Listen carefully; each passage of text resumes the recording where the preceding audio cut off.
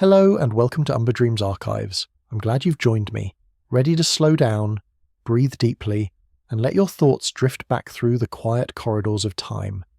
This is your moment to leave the noise of the day behind, to step away from screens and notifications and the relentless pace of modern life, and step gently into the hushed stone chambers of medieval Scriptoria, where monks and nuns bent over parchment by candlelight, painting prayers onto pages with pigments ground from precious stones carried across continents, creating beauty so intense it still glows across the centuries like captured starlight.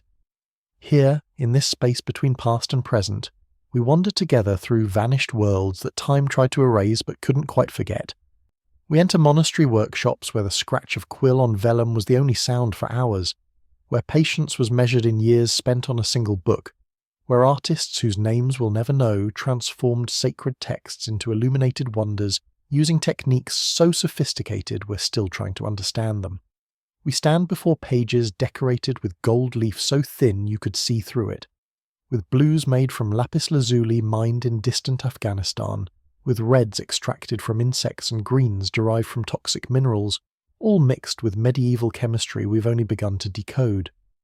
Each episode here isn't just about dates and artifacts. It's not about memorizing kings or cataloguing the rise and fall of artistic movements in dusty textbooks. It's about the lives lived, the young apprentice learning to grind pigments in a stone mortar, the elderly master whose failing eyesight couldn't quite capture the delicate details anymore, the scribe who left a tiny complaint in the margin about cold fingers and guttering candles, the illuminator who painted her own face secretly into the corner of a holy scene, claiming a kind of immortality. It's about the beauty they created in an age we call dark, the techniques they guarded as precious secrets, the spiritual devotion they transformed into visual glory. If you enjoy these quiet journeys through time, a like and subscribe help keep this channel alive, help us continue exploring together.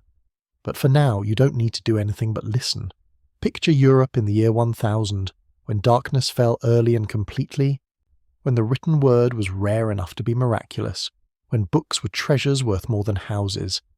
This was a world without printing presses or photography, without electric light or chemical dyes, a world where literacy was the province of the church, and the creation of a single book might consume years of a skilled artisan's life. In monastery, Scriptoria from Ireland to Italy, from Spain to Eastern Europe, men and women gathered in stone chambers with tall windows designed to catch every precious ray of daylight, and there they practiced an art so painstaking, so technically demanding, so spiritually focused that we've never quite recaptured it since. The scriptorium was a sacred space, usually the warmest room in the monastery, heated by small braziers that had to be carefully tended so sparks wouldn't ignite the parchment. Long wooden desks lined the walls beneath windows that faced north to provide consistent light without direct sun that might fade the precious pigments. The smell was distinctive, a mixture of oak gall ink, animal skin parchment, beeswax, and the mineral dust of ground pigments. Silence was the rule, broken only by the scratch of quills, the soft sound of pages turning, the occasional whispered instruction from master to apprentice. This was work that required absolute concentration, steady hands, perfect vision, and a patience modern people can barely imagine. The parchment itself was a marvel, made from animal skins, usually calfskin or sheepskin, scraped and stretched and treated until it became smooth enough to accept ink without bleeding, strong enough to last centuries. A single large Bible might require the skins of 300 sheep. The parchment was expensive, precious, never wasted. Mistakes meant scraping away the error with a curved knife and starting again, or sometimes abandoning a page entirely. The best parchment was called vellum, made from the skin of newborn or stillborn calves, impossibly smooth and white, reserved for the most important manuscripts, the ones that would be read by kings or displayed on altars. The inks were made from recipes passed down through generations, closely guarded secrets that varied from monastery to monastery. The basic black ink came from oak galls, those round growths that appear on oak trees when wasps lay their eggs inside the bark. These galls were collected, dried, crushed, and mixed with iron salts and tree gum to create an ink that would bite into the parchment and remain black for 1,000 years. Red ink came from various sources, vermilion from mercury and sulphur, or cheaper reds from plant dyes or ground brick dust. but it was the Illumination, the decorative painting that transformed mere text into heavenly vision, that required the rarest and most expensive materials. Gold was essential, beaten into leaves so thin that a breath could scatter them, applied to the page with egg white or fish glue, then burnished with polished stones until it gleamed like captured sunlight. The most prized blue came from Lapis Lazuli, a semi-precious stone mined in the mountains of Afghanistan, ground into powder and worth more by weight than gold. The journey from Afghan mines to European Scriptoria took months, sometimes years, passing through dozens of hands along Silk Road trade routes. Only the most important illuminations, depictions of the Virgin Mary's robes or the vault of heaven, received this precious ultramarine blue. The pigments came from everywhere, from sources both common and exotic.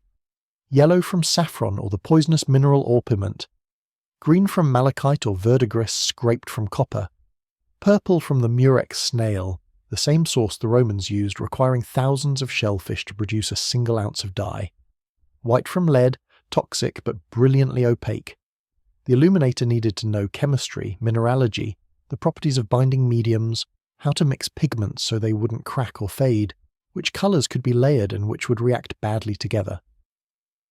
This knowledge was empirical, learned through apprenticeship and experimentation, written down in recipe books that were themselves illuminated manuscripts. The illuminators were often separate from the scribes who copied the text. A scribe might spend months copying a book, leaving blank spaces where the illuminator would later add decorated initial letters, border decorations, or full-page illustrations. The illuminator came after, working from sketches and traditional patterns, but also from imagination and observation of the natural world. They painted flowers and birds with such accuracy we can identify the species today.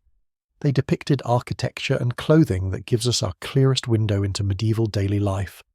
They created fantasy creatures, hybrid animals, jokes and visual puns in the margins that reveal a playfulness we don't usually associate with monastic life. This was the world before printing, before mass production, before the assumption that books should be cheap and readily available.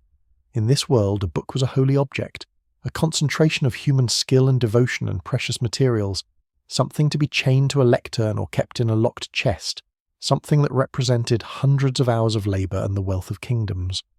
The illuminated manuscript was the pinnacle of this book culture, the place where art and text and spiritual devotion merged into something that transcended mere communication. It was a form of prayer made visible, a way of honouring God by making his word beautiful beyond measure, and it was about to change forever. The rediscovery of medieval manuscripts didn't happen all at once, but emerged gradually during the Renaissance, that period in the 14th and 15th centuries when European scholars began looking backward to classical learning with new hunger and appreciation. Humanist collectors travelled from city to city, knocking on monastery doors, seeking ancient texts of Roman and Greek philosophy that might have survived in monastic libraries. What they found, often gathering dust in forgotten corners or suffering from neglect and damp, were not just the classical texts they sought, but also the illuminated manuscripts of the medieval period, books whose visual splendour stopped these Renaissance men in their tracks with something like shock. Petrarch, that great 14th century Italian scholar and poet, described opening an ancient manuscript and being struck not by the words, but by the decorated initial letter that began the text, a letter so intricately painted, so vibrant in its colours despite centuries of age, that it seemed to glow with its own light. He wrote of feeling transported, of sensing the presence of the long-dead artist who had painted this letter with such care, such devotion, such technical mastery. This was perhaps the first moment when medieval illumination began to be appreciated not just as decoration but as art, as a window into a way of seeing and making that the Renaissance, for all its genius, could no longer quite duplicate. The great Florentine manuscript collector Poggio Bracciolini spent decades searching monasteries throughout Europe, and while his stated goal was finding lost classical texts, he couldn't help but notice the quality of the manuscripts themselves. In the monastery library at St. Gall in Switzerland, he discovered books whose illuminations showed such sophisticated use of gold leaf, such precise rendering of human faces and natural details, such mastery of composition and colour harmony, that he began acquiring them not for their text, but for their artistic merit. He described opening one particular gospel book and seeing a full-page illumination of the crucifixion, where the blue of Mary's robe was so intense, so luminous, that it seemed to vibrate against the gold leaf background. But it was in the 19th century, during the medieval revival that swept through Europe as a reaction against industrialization, that illuminated manuscripts truly emerged from obscurity into widespread appreciation. Scholars like John Ruskin in England and Eugène Viollet-le-Duc in France began studying medieval art with serious academic rigour, analysing techniques, cataloguing styles, tracing the development of illumination across centuries and regions.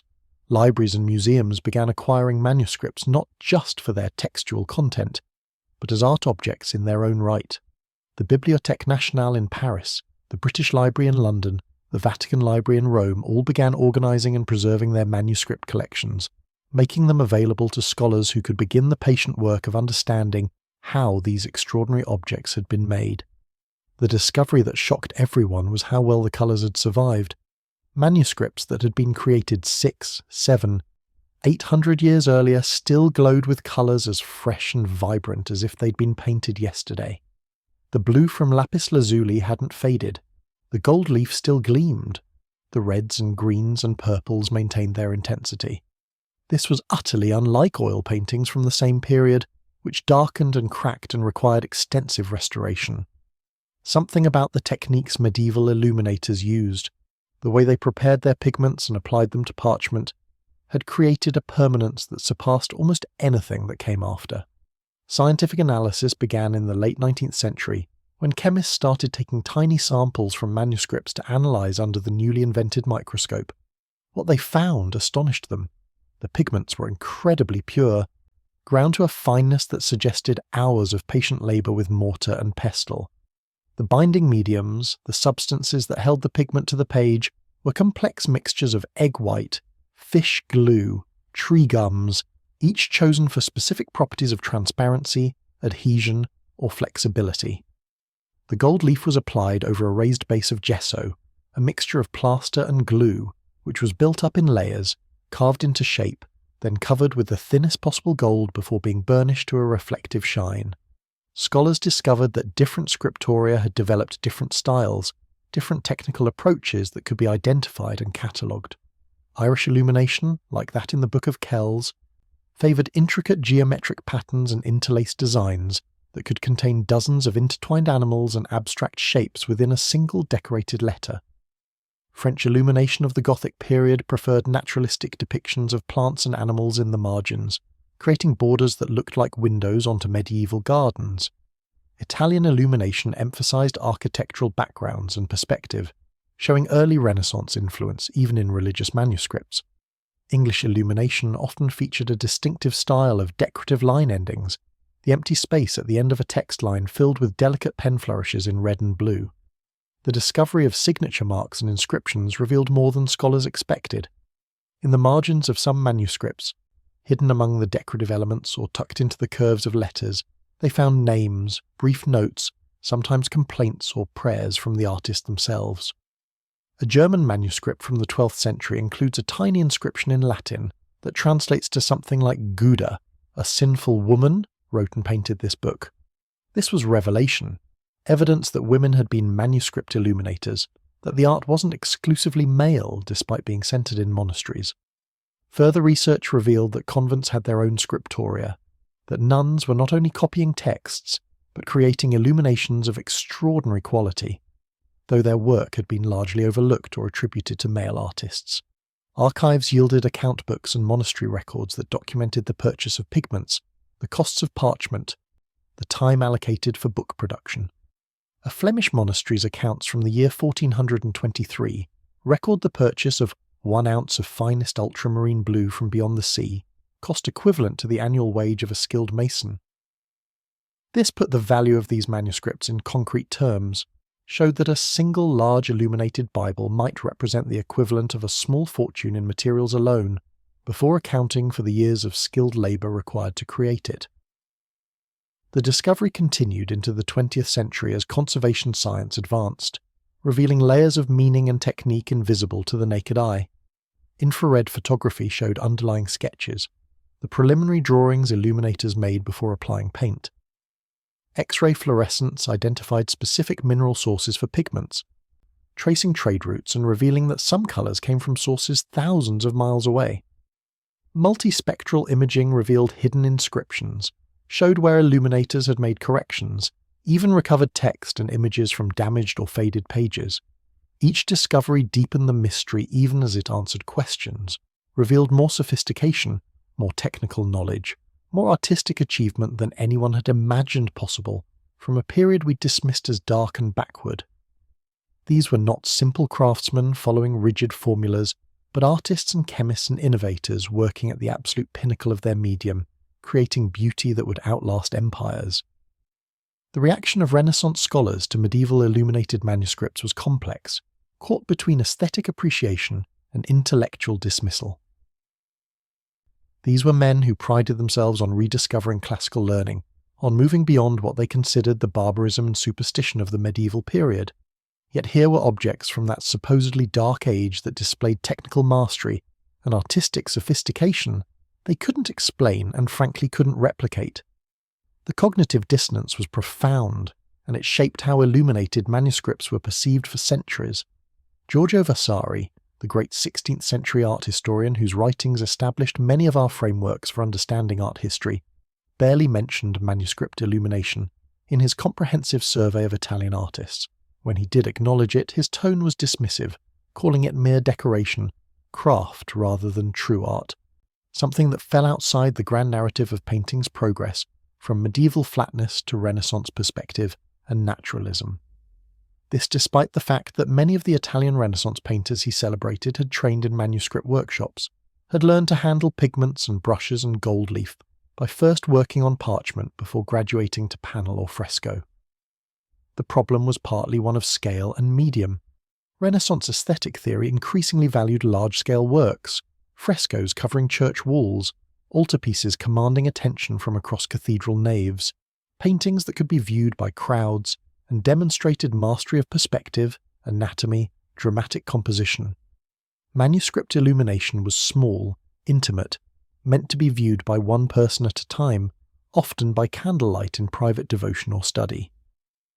Its virtues, the incredible fineness of detail, the jewel-like quality of the colours, the patience required to paint a single miniature that might be no larger than a fingernail, these didn't translate to the new values of Renaissance art.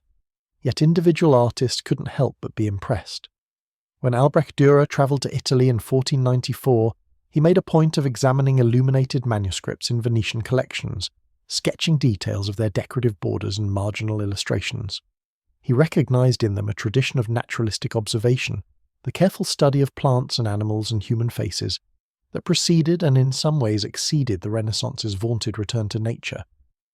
A marginal decoration of strawberry plants in a 15th century Book of Hours showed the leaves, flowers, and fruit, with botanical accuracy that wouldn't have been out of place in a modern field guide. The skepticism took various forms.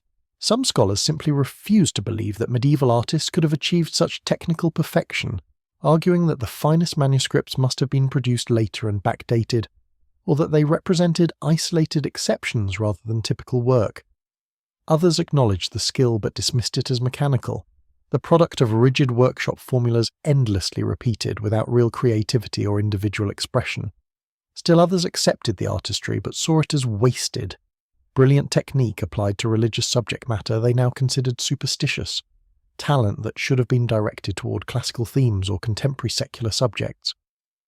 There was particular incredulity about the pigments, about how colours could remain so vivid after so many centuries. Early theories suggested that manuscripts had been regularly retouched, that monks had gone back over fading illuminations to refresh them. This theory collapsed when scholars examined manuscripts that had been sealed in libraries for hundreds of years without being opened, their colours still as bright as the day they were painted. Others proposed that medieval artists had access to pigment sources now lost, perhaps minerals from exhausted mines or plant dyes from extinct species. This had some truth, as certain pigment sources did become unavailable over time, but it didn't explain the fundamental achievement of permanence.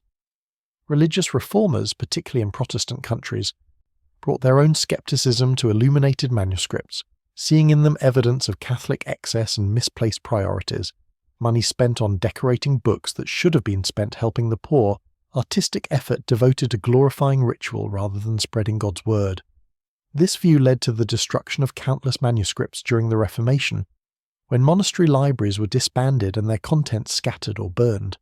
England alone lost thousands of illuminated manuscripts when Henry VIII dissolved the monasteries in the 1530s and 1540s, with books being sold for the value of their materials, gold leaf carefully scraped off, jewelled covers pried apart, parchment pages sometimes used as wrapping paper or cut up for other purposes. The 19th century brought a reversal. As the medieval revival movement swept through European culture, writers like Victor Hugo in France and Walter Scott in Scotland popularised romantic visions of the Middle Ages. The pre-Raphaelite Brotherhood in England looked to medieval art as a source of purity and spiritual authenticity they felt was missing in contemporary academic painting.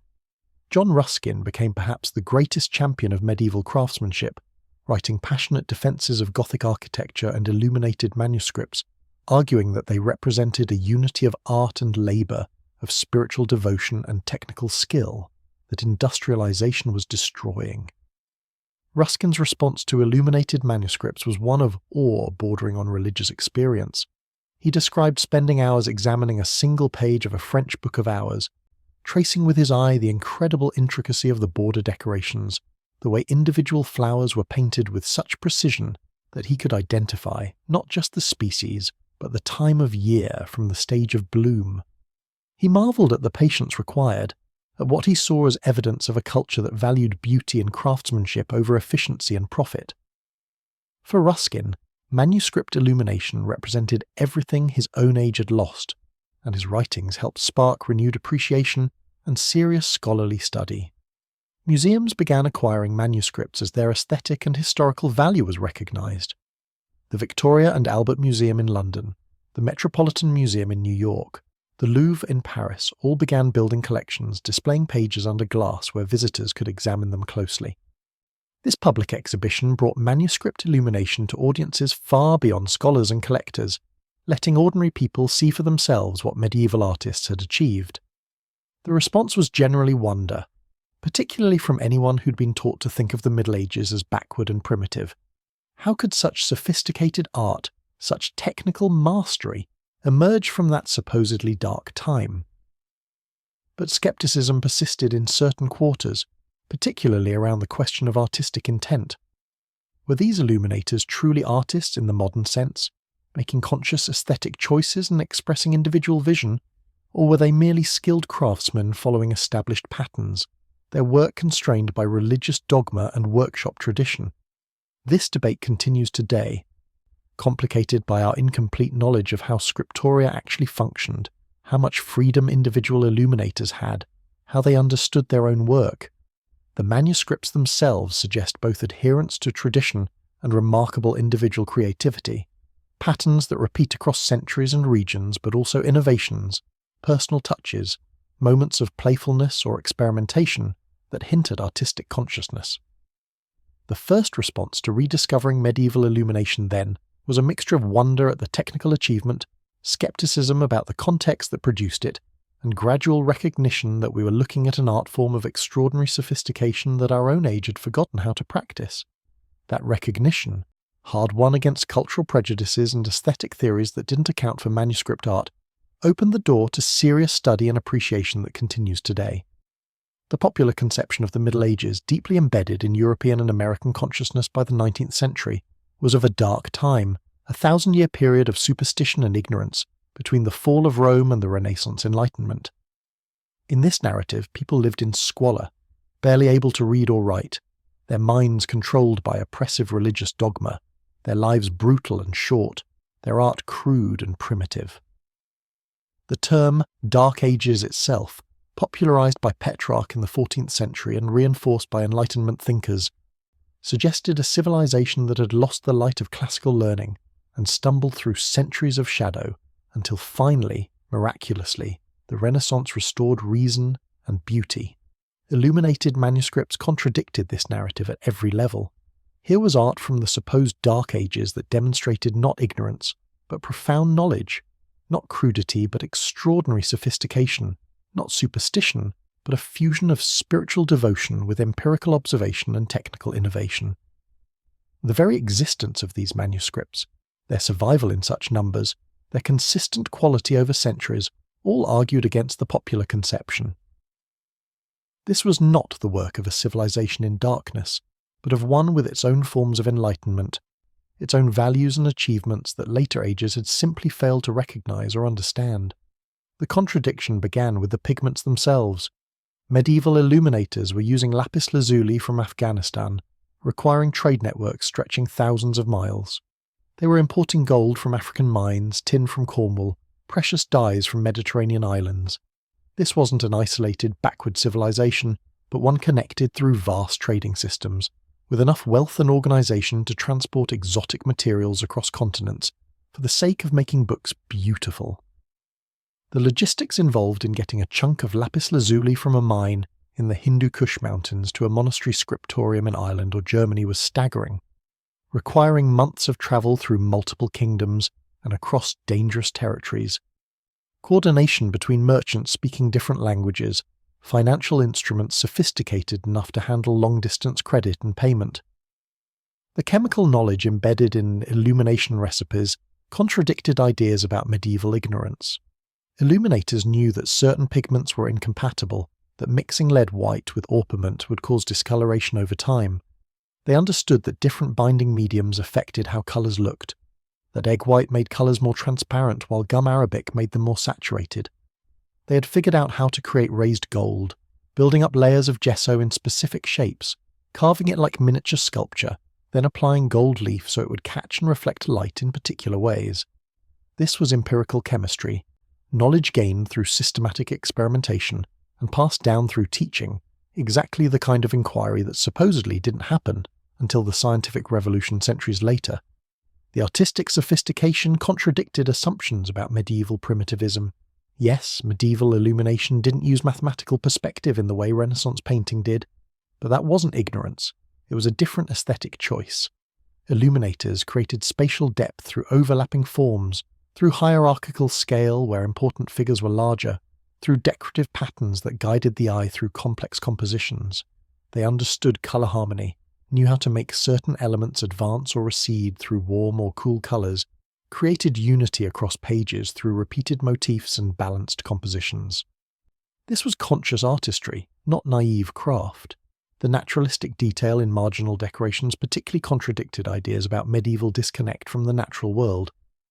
A Flemish Book of Hours from the early 15th century includes border decorations with dozens of precisely observed insects, painted actual size, showing anatomical details like the segmentation of a dragonfly's body, the venation of a butterfly's wings, the iridescent sheen of a beetle's carapace.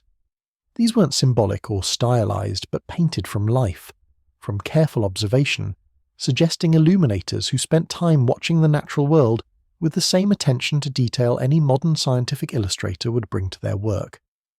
The evidence of humour and playfulness in manuscripts contradicted notions of medieval religious oppression and joylessness.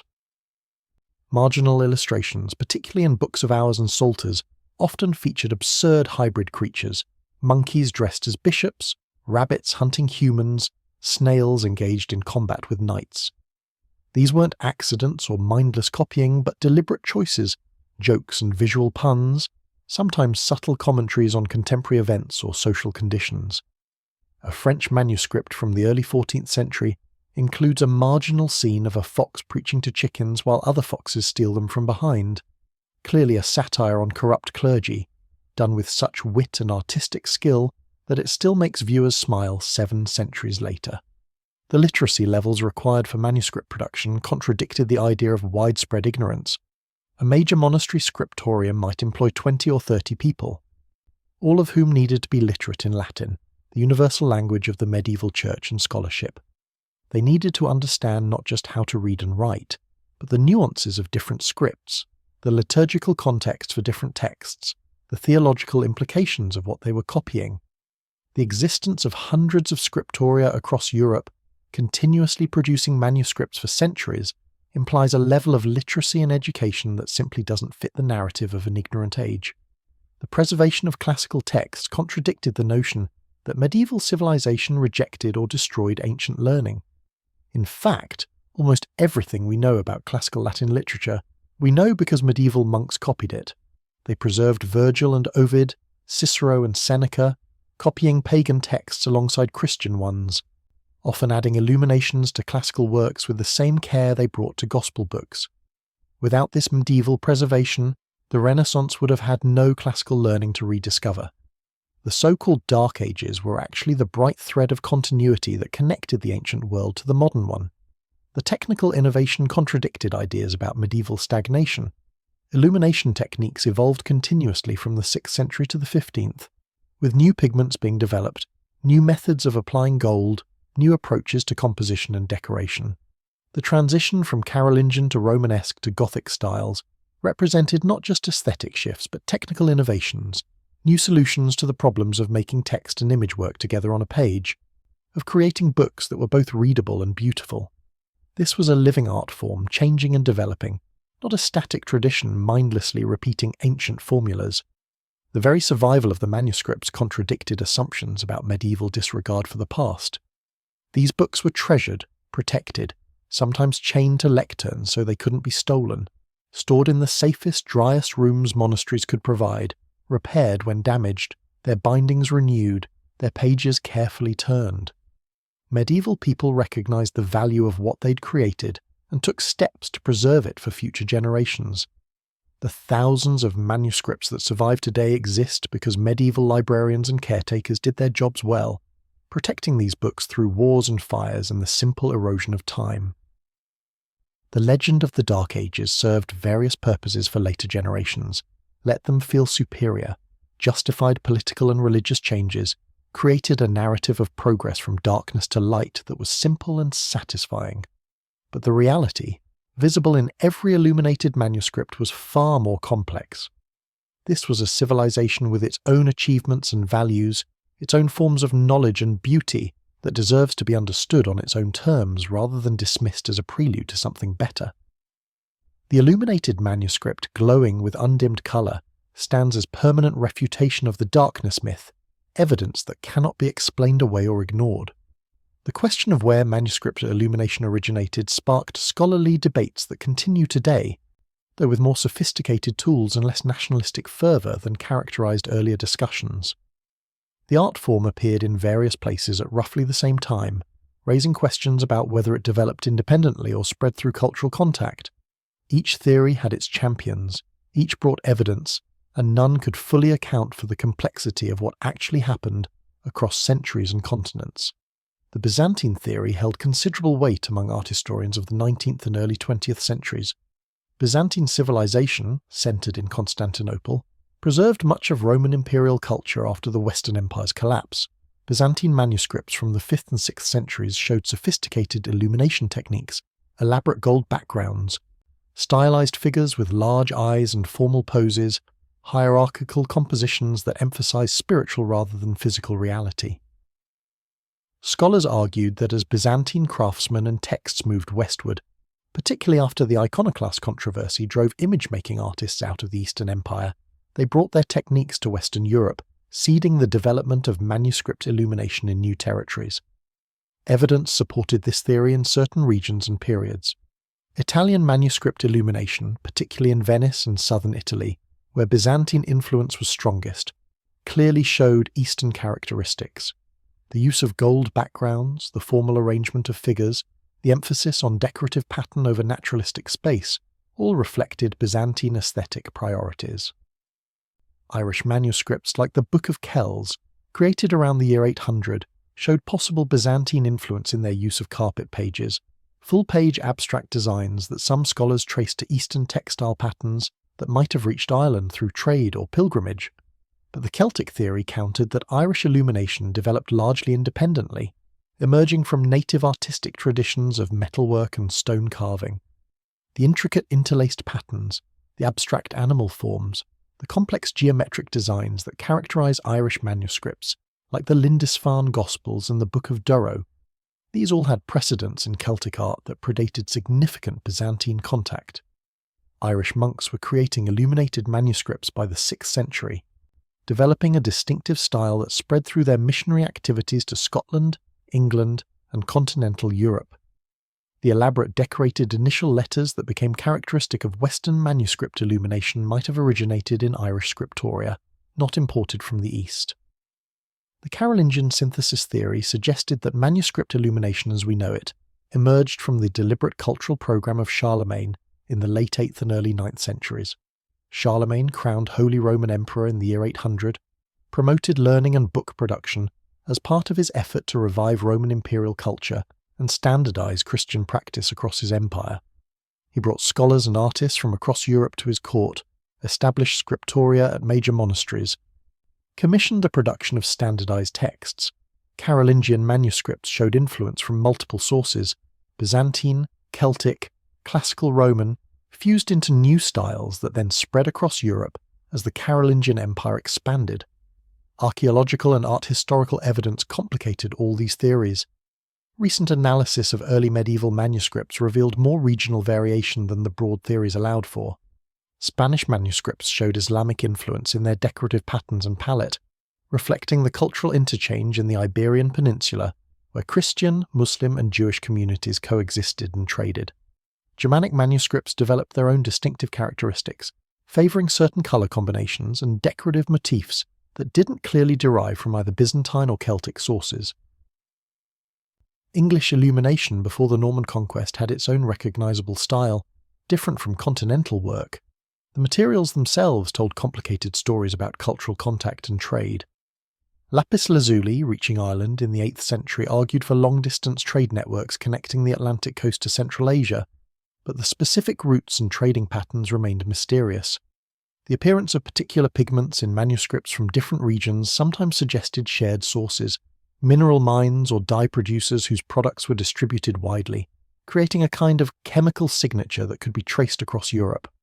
But pigments could also be gifts, carried by travellers or sent between monasteries, making the pattern of distribution difficult to interpret. Technical analysis revealed that different scriptoria developed different solutions to similar problems. The method of preparing parchment, the recipes for inks, the techniques for applying and burnishing gold, these varied significantly from region to region, suggesting independent development rather than direct transmission of methods. Yet certain innovations spread rapidly, like the use of ultramarine blue or particular styles of decorated initials, implying active communication between centres of manuscript production. The question was how much was invented independently, and how much was learned from others, and the answer seemed to be both, in complex ways. The nationalism that infected early scholarship muddied the debates considerably. French scholars in the 19th century argued for the primacy of French manuscript production, pointing to the excellence of Gothic illumination in Paris in the 13th and 14th centuries. German scholars countered with evidence of sophisticated Carolingian and Ottonian manuscript production. English scholars claimed precedence based on the Anglo-Saxon achievements at Lindisfarne and other monasteries. Italian scholars pointed to the early adoption of Byzantine techniques and the eventual development of Renaissance manuscript illumination. Each national tradition of scholarship tended to emphasize its own achievements and minimize others' contributions. Modern approaches have tried to move beyond these nationalist frameworks to understand manuscript illumination as a pan-European phenomenon with regional variations, influenced by multiple sources, developing continuously over centuries through both innovation and cultural exchange. The current scholarly consensus, if one exists, recognizes multiple centers of development, complex patterns of influence flowing in various directions, periods of innovation followed by consolidation, regional styles that borrowed from each other while maintaining distinctive characteristics. Molecular analysis of pigments and inks has added new dimensions to these debates, revealing unexpected connections. A particular shade of green might appear in manuscripts from monasteries hundreds of miles apart, suggesting either a common source for the pigment or communication between illuminators about recipes. Parchment analysis can sometimes identify the geographic origin of the animal skins used, tracing materials from production regions to scriptoria, mapping economic networks that supported manuscript creation.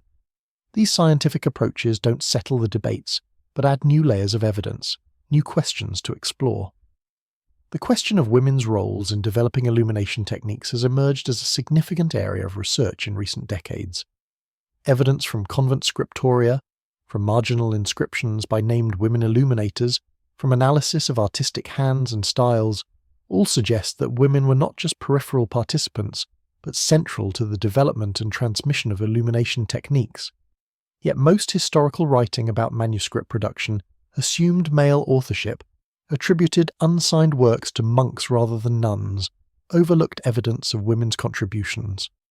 Recovering this hidden history changes our understanding of how the art form developed and spread. The debates continue, enriched by new evidence and methodologies, freed somewhat from old nationalist biases, complicated by recognition of the sheer diversity of medieval manuscript production.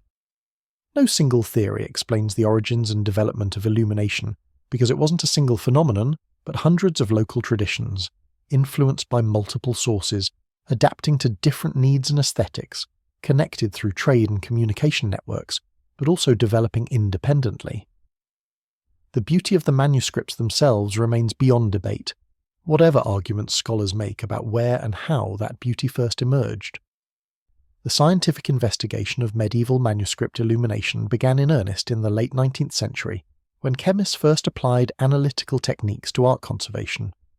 The initial questions were practical: how to preserve manuscripts whose pages were beginning to deteriorate, how to stabilize pigments that were flaking, how to prevent further damage while making the books available for study. But these conservation efforts quickly revealed that understanding the materials and techniques was essential to preservation, and that understanding required investigation that went far beyond what was visible to the naked eye. The first breakthroughs came from simple chemical tests. Tiny samples, barely visible flakes of pigment scraped from manuscript margins, were dissolved in various reagents to identify their composition. These early tests revealed that medieval illuminators had used an astonishing variety of materials, far more than scholars expected. The red pigments alone included vermilion from mercury and sulfur, red lead from heated white lead, organic reds from madder root or Brazil wood or cochineal insects, iron oxide reds from ochre deposits. Each had different properties, different costs, different appearances, and illuminators chose between them based on factors we're still trying to understand. Microscopic examination revealed the incredible fineness to which pigments were ground. Modern paint manufacturers consider a pigment well ground if particles are smaller than 20 microns.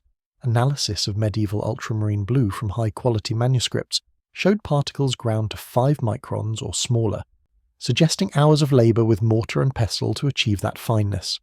The benefit was colour intensity and smoothness of application, but the cost in time and effort was enormous. Some pigments, particularly the toxic ones like orpiment or verdigris, couldn't be ground too fine or they became dangerous to handle, requiring illuminators to balance colour quality against safety.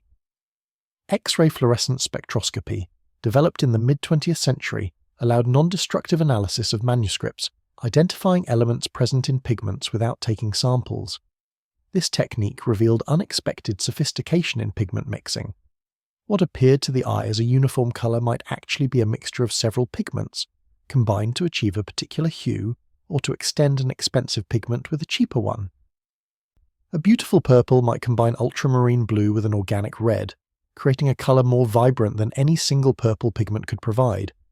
This was conscious chemistry, illuminators understanding that certain combinations produced effects impossible with single pigments. Infrared reflectography became a crucial tool in the late 20th century, allowing researchers to see beneath the surface paint to underlying drawings. Medieval illuminators typically began with sketches in lead point or ink, planning compositions, working out details before applying expensive pigments. These underdrawings, invisible to normal vision, revealed the creative process, showed where illuminators changed their minds, adjusted compositions, corrected mistakes. In some cases, multiple hands could be identified working on the same manuscript, with one artist doing the underdrawing and another applying the paint, suggesting workshop collaboration and division of labour. Carbon dating of the parchment itself provided chronological anchors, confirming or challenging traditional dating based on script style or historical references. Sometimes manuscripts that had been assumed contemporary with their texts turned out to be later copies. Other times, apparently later work proved to be much older than expected, forcing revision of stylistic chronologies. The organic materials in parchment, unlike the mineral pigments that don't contain carbon from living organisms, could be dated with reasonable precision, though the method required tiny samples and was expensive to perform. Multispectral imaging, one of the most powerful recent developments, photographs, manuscripts under different wavelengths of light, from ultraviolet through visible spectrum to infrared. Each wavelength reveals different information. Ultraviolet fluorescence shows areas of restoration, later additions or repairs, as modern materials fluoresce differently than medieval ones. Infrared reveals underdrawings and sometimes recovers text from faded or damaged pages. Different pigments reflect or absorb different wavelengths in characteristic ways, allowing identification even when multiple colors are layered. Raman spectroscopy added another dimension, identifying the molecular structure of pigments through how they scatter laser light. This technique could distinguish between different forms of the same chemical compound, revealing that medieval illuminators sometimes used multiple varieties of the same basic pigment, perhaps from different sources or prepared differently, each with slightly different properties.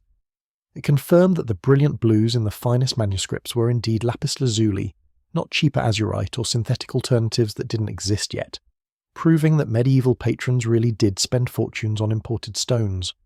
Protein analysis of binding mediums revealed the remarkable sophistication of medieval recipes. Illuminators weren't just mixing pigment with a simple binder, but creating complex emulsions, combining egg white with tree gums and sometimes honey or wine, each ingredient serving a specific purpose. The egg white provided adhesion and a certain sheen. The gum adjusted viscosity and drying time. The honey or wine acted as preservatives and affected how the paint flowed from the brush. These were formulas developed through generations of experimentation, fine-tuned to work with specific pigments and achieve particular effects. DNA analysis of parchment began in the 21st century, identifying not just what species of animal provided the skin, but sometimes even the specific breed, revealing trade in prepared parchment from specialized producers. The best vellum came from specific regions known for raising calves with fine-textured skin. Monasteries would import this premium parchment for important commissions, while using locally produced, lower-quality parchment for everyday work.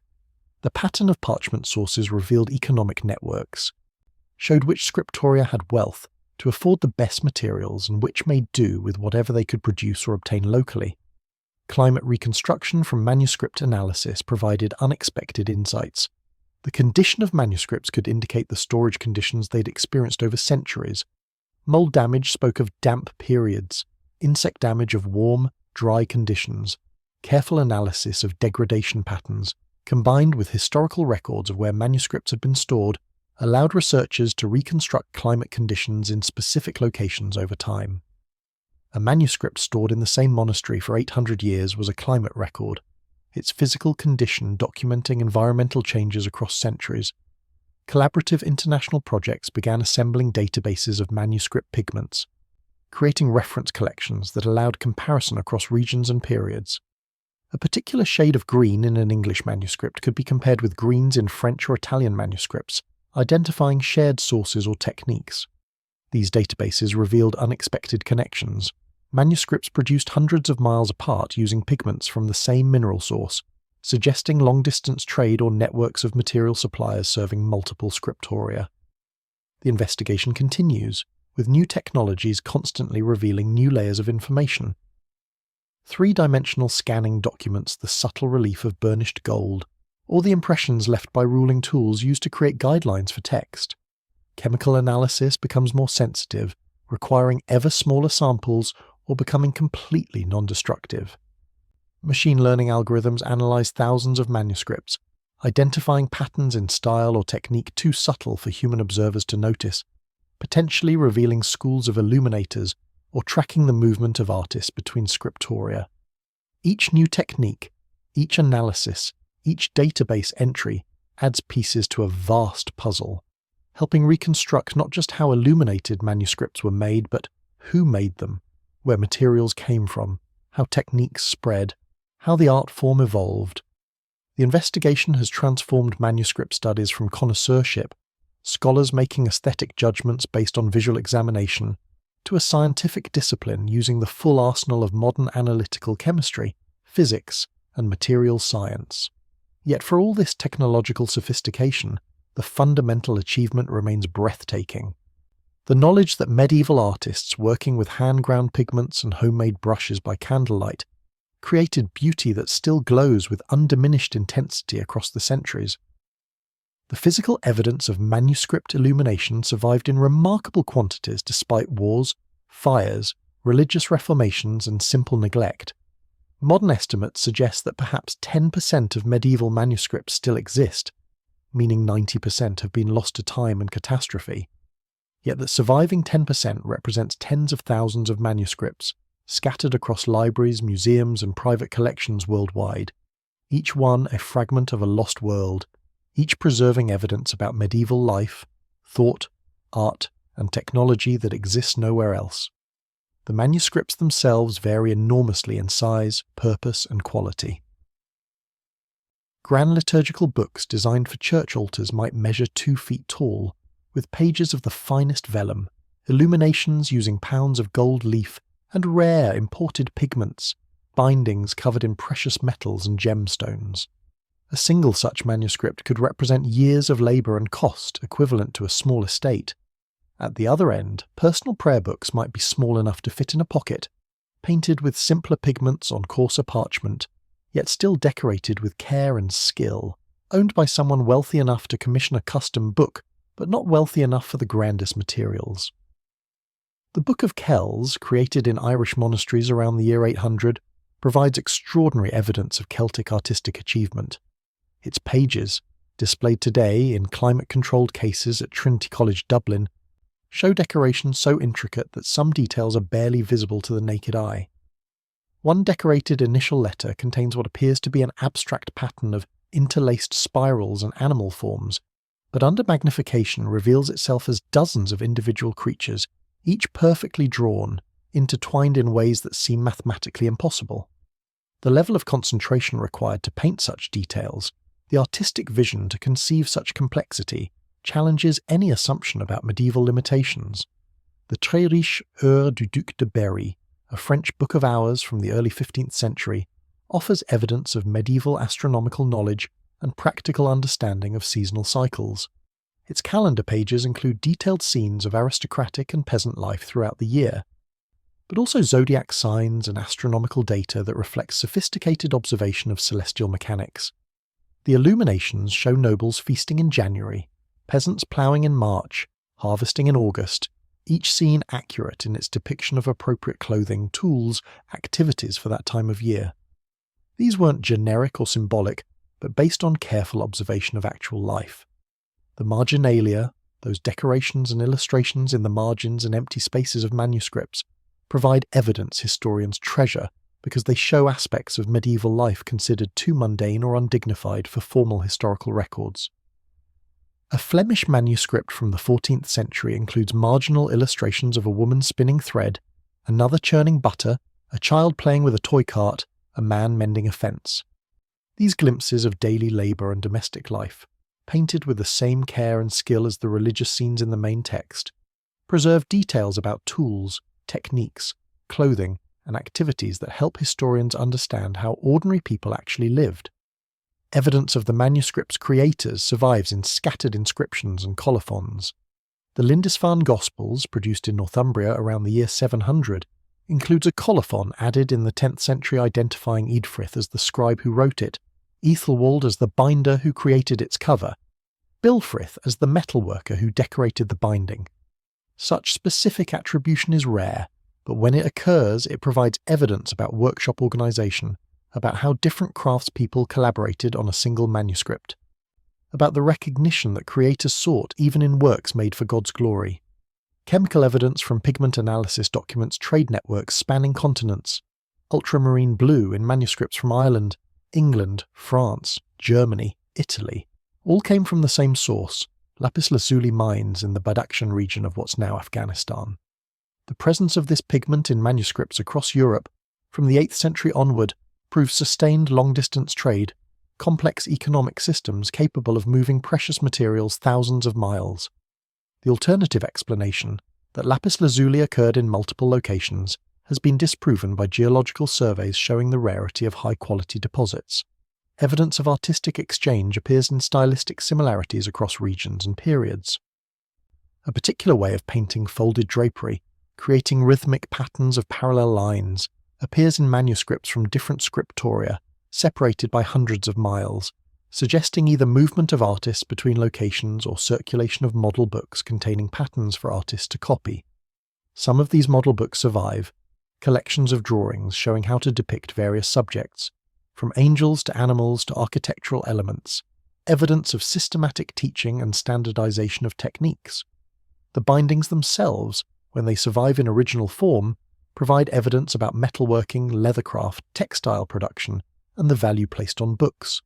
Medieval bindings might include carved ivory plaques, enamel work, jewels set in gold or silver, silk fabrics from distant trade routes.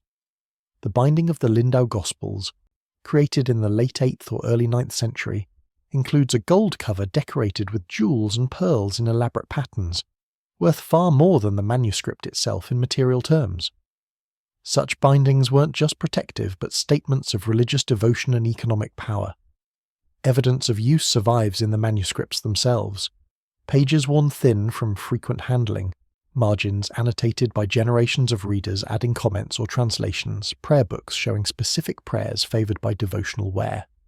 Some manuscripts include personal prayers inserted for specific individuals, providing evidence about who owned the book and what they prayed for. A 15th century Book of Hours includes a prayer for thy servant Elizabeth, suggesting it was owned by a woman named Elizabeth who used it for private devotion, her hands touching these same pages 500 years ago. Damage patterns provide evidence about disasters and historical events. Manuscripts that survived the dissolution of English monasteries in the 16th century often show evidence of hasty removal, torn pages, damaged bindings from rough handling or improper storage. Water damage in specific manuscripts can sometimes be connected to known floods or fires at particular monasteries. Deliberate defacement, images of saints scratched out or painted over, documents periods of iconoclasm or religious reformation when certain images became forbidden. Evidence of corrections and changes reveals the human element in manuscript production. A scribe making an error might scrape away the mistake and write over it, leaving visible evidence of the correction under certain lighting. An illuminator might paint over an initial sketch that didn't satisfy them, the earlier version still visible through modern imaging techniques. These traces of the creative process, the decisions and revisions, remind us that these were made by individual people solving problems, making aesthetic judgments, occasionally making mistakes and having to fix them. Accounts and inventories from monasteries and noble households provide documentary evidence complementing the physical manuscripts. A French monastery's accounts from the year 1342 record payment for £half of finest azure brought from beyond the sea, for 3 quires of fine vellum, for gold leaf for illumination of the new psalter. These records document costs, material sources, and the economic infrastructure supporting manuscript production. They also reveal how valuable manuscripts were, sometimes listed in wills alongside land, jewellery, and other major assets. The survival of preliminary sketches and workshop drawings provides rare evidence about how illuminators learned their craft. A few surviving model sheets show exercises in drawing hands, faces, drapery folds, the same elements repeated multiple times with slight variations as an apprentice practiced. These are evidence of systematic artistic training, of masters teaching students through demonstration and practice, of standards that had to be met before an apprentice could work on actual manuscripts. Every surviving manuscript is evidence, and every new analytical technique reveals new layers of information hidden in these objects. They document artistic achievement, technical knowledge, economic systems, spiritual devotion, daily life, climate patterns, trade networks, and 1,000 other aspects of medieval civilization. They are the most detailed, most reliable evidence we have about much of the Middle Ages, more informative in many ways than chronicles or charters because they weren't trying to make historical arguments, but simply to exist as beautiful objects, and in that existence they captured and preserved their entire world. The deeper mystery that emerged from studying illuminated manuscripts wasn't about techniques or materials or artistic development, though all those contained mysteries enough. The deeper mystery was about who made these extraordinary objects, and specifically about a truth that had been hiding in plain sight for centuries, overlooked or deliberately ignored by scholars who couldn't imagine it. a truth that fundamentally changed our understanding of medieval artistic production.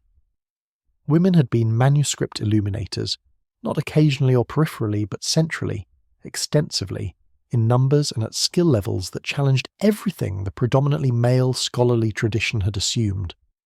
The evidence had always been there, scattered through manuscripts in marginal inscriptions, in convent records, in the subtle differences in artistic hands that careful analysis could detect. But it had been systematically misread or dismissed.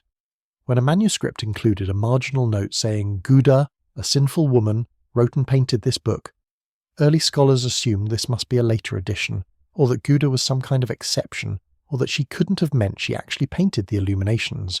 Perhaps she only helped with some minor decorative elements. The possibility that women were routinely creating illuminated manuscripts, that scriptoria in convents were producing work equal in quality to those in monasteries, this simply didn't fit the prevailing narratives about medieval women's restricted roles.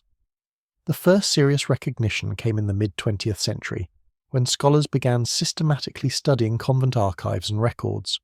What they found was evidence of thriving scriptoria in women's religious houses across Europe, from the earliest period of manuscript production through to the age of printing. The convent of Chelles in France, founded in the 7th century, operated a major scriptorium that produced manuscripts for its own use and for export. Records from the 9th century mention nuns there who were expert scribes and illuminators, whose work was sought after by other religious houses and even by royal patrons. Ende, a Spanish nun working in the 10th century, signed her name to illuminations in a manuscript of the commentary on the Apocalypse, identifying herself as Pintrix, a female painter. Her work showed no difference in technical quality from her male contemporaries, the same mastery of pigment and composition, the same sophisticated use of colour and gold. Yet for centuries, scholars who studied this manuscript either overlooked the signature or assumed it must refer to a different person than the actual artist, because the idea of a woman illuminator in 10th century Spain seemed implausible. Hildegard of Bingen, the 12th century German abbess, mystic, composer, and polymath, supervised the production of illuminated manuscripts illustrating her visionary experiences. While she may not have painted them herself, she certainly directed their creation, specifying exactly how her visions should be depicted. The resulting illuminations show sophisticated symbolic programs, complex compositions that don't follow standard iconographic patterns, but instead realize Hildegard's unique theological and cosmological ideas. This was intellectual and artistic direction at the highest level, evidence that women could and did control all aspects of manuscript production when they had the authority and resources. The deeper analysis revealed that attributions had been systematically biased. When an unsigned manuscript of high quality was discovered, scholars tended to attribute it to a monk or male artist without evidence. When documentary evidence suggested female authorship, the tendency was to assume the woman was a patron or owner, not the actual creator. This bias persisted into the late 20th century, requiring conscious effort by feminist art historians to correct, to take seriously the evidence that had always been available, but had been filtered through assumptions about women's capabilities and roles. Scientific analysis provided new evidence that couldn't be dismissed or reinterpreted. Certain manuscript hands, identifiable by consistent letterforms and decorative patterns, appeared across multiple manuscripts from the same convent over a period of years, suggesting a woman artist who spent her career in that scriptorium. Chemical analysis of pigments from convent manuscripts showed the same range and quality as monastery work, the same expensive imports, the same sophisticated mixing and application techniques. There was no evidence for a difference in technical achievement between work produced by men and women. The discovery of women's authorship raised new questions about the organization of manuscript production. Were convent scriptoria entirely separate from monastery work, or was there collaboration and exchange? Did women illuminators train under male masters, or did convents have their own teaching traditions passed down from senior nuns to novices? Evidence suggests both patterns occurred. Some convents were isolated and developed their own styles and techniques.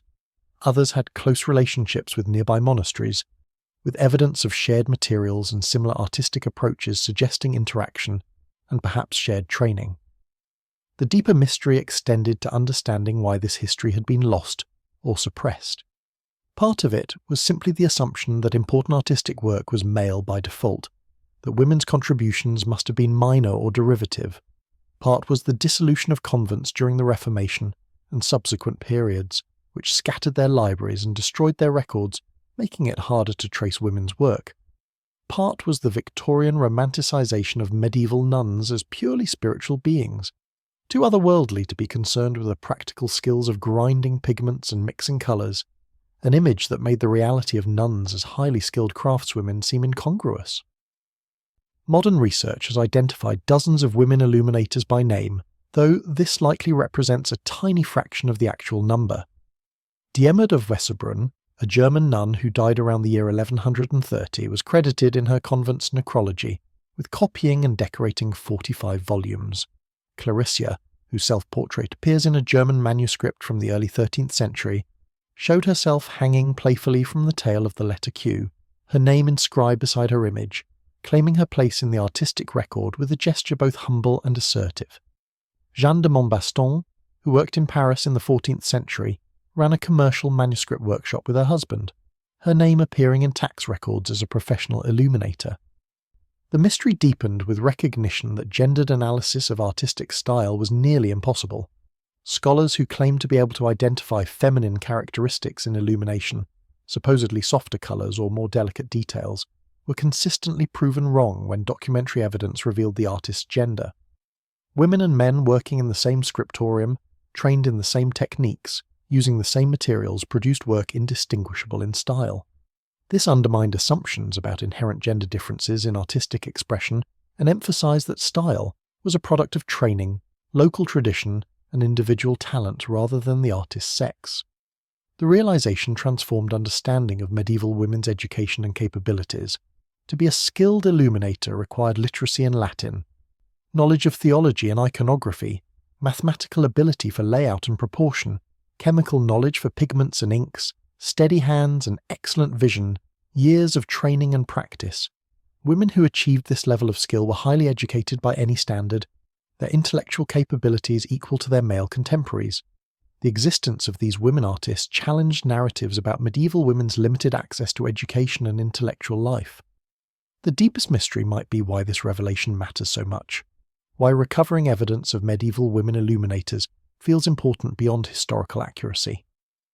Perhaps it's because these manuscripts are such powerful evidence of human capability, such extraordinary achievements, that knowing women shared in creating them changes how we imagine the past and what we believe possible. Each illuminated page becomes not just evidence of medieval artistry, but proof that women's intellectual and creative capabilities have always existed, have always found expression when circumstances allowed, that the limitations we associate with the past were imposed by culture and circumstance, not by any natural incapacity. The manuscripts themselves offer no explanation, no justification, no theory. They simply exist, glowing with undimmed colour, some signed by women, others attributed to women through careful research, still others created by unknown hands that might be male or female, known to God but lost to history. Their beauty transcends questions of attribution, yet the questions matter.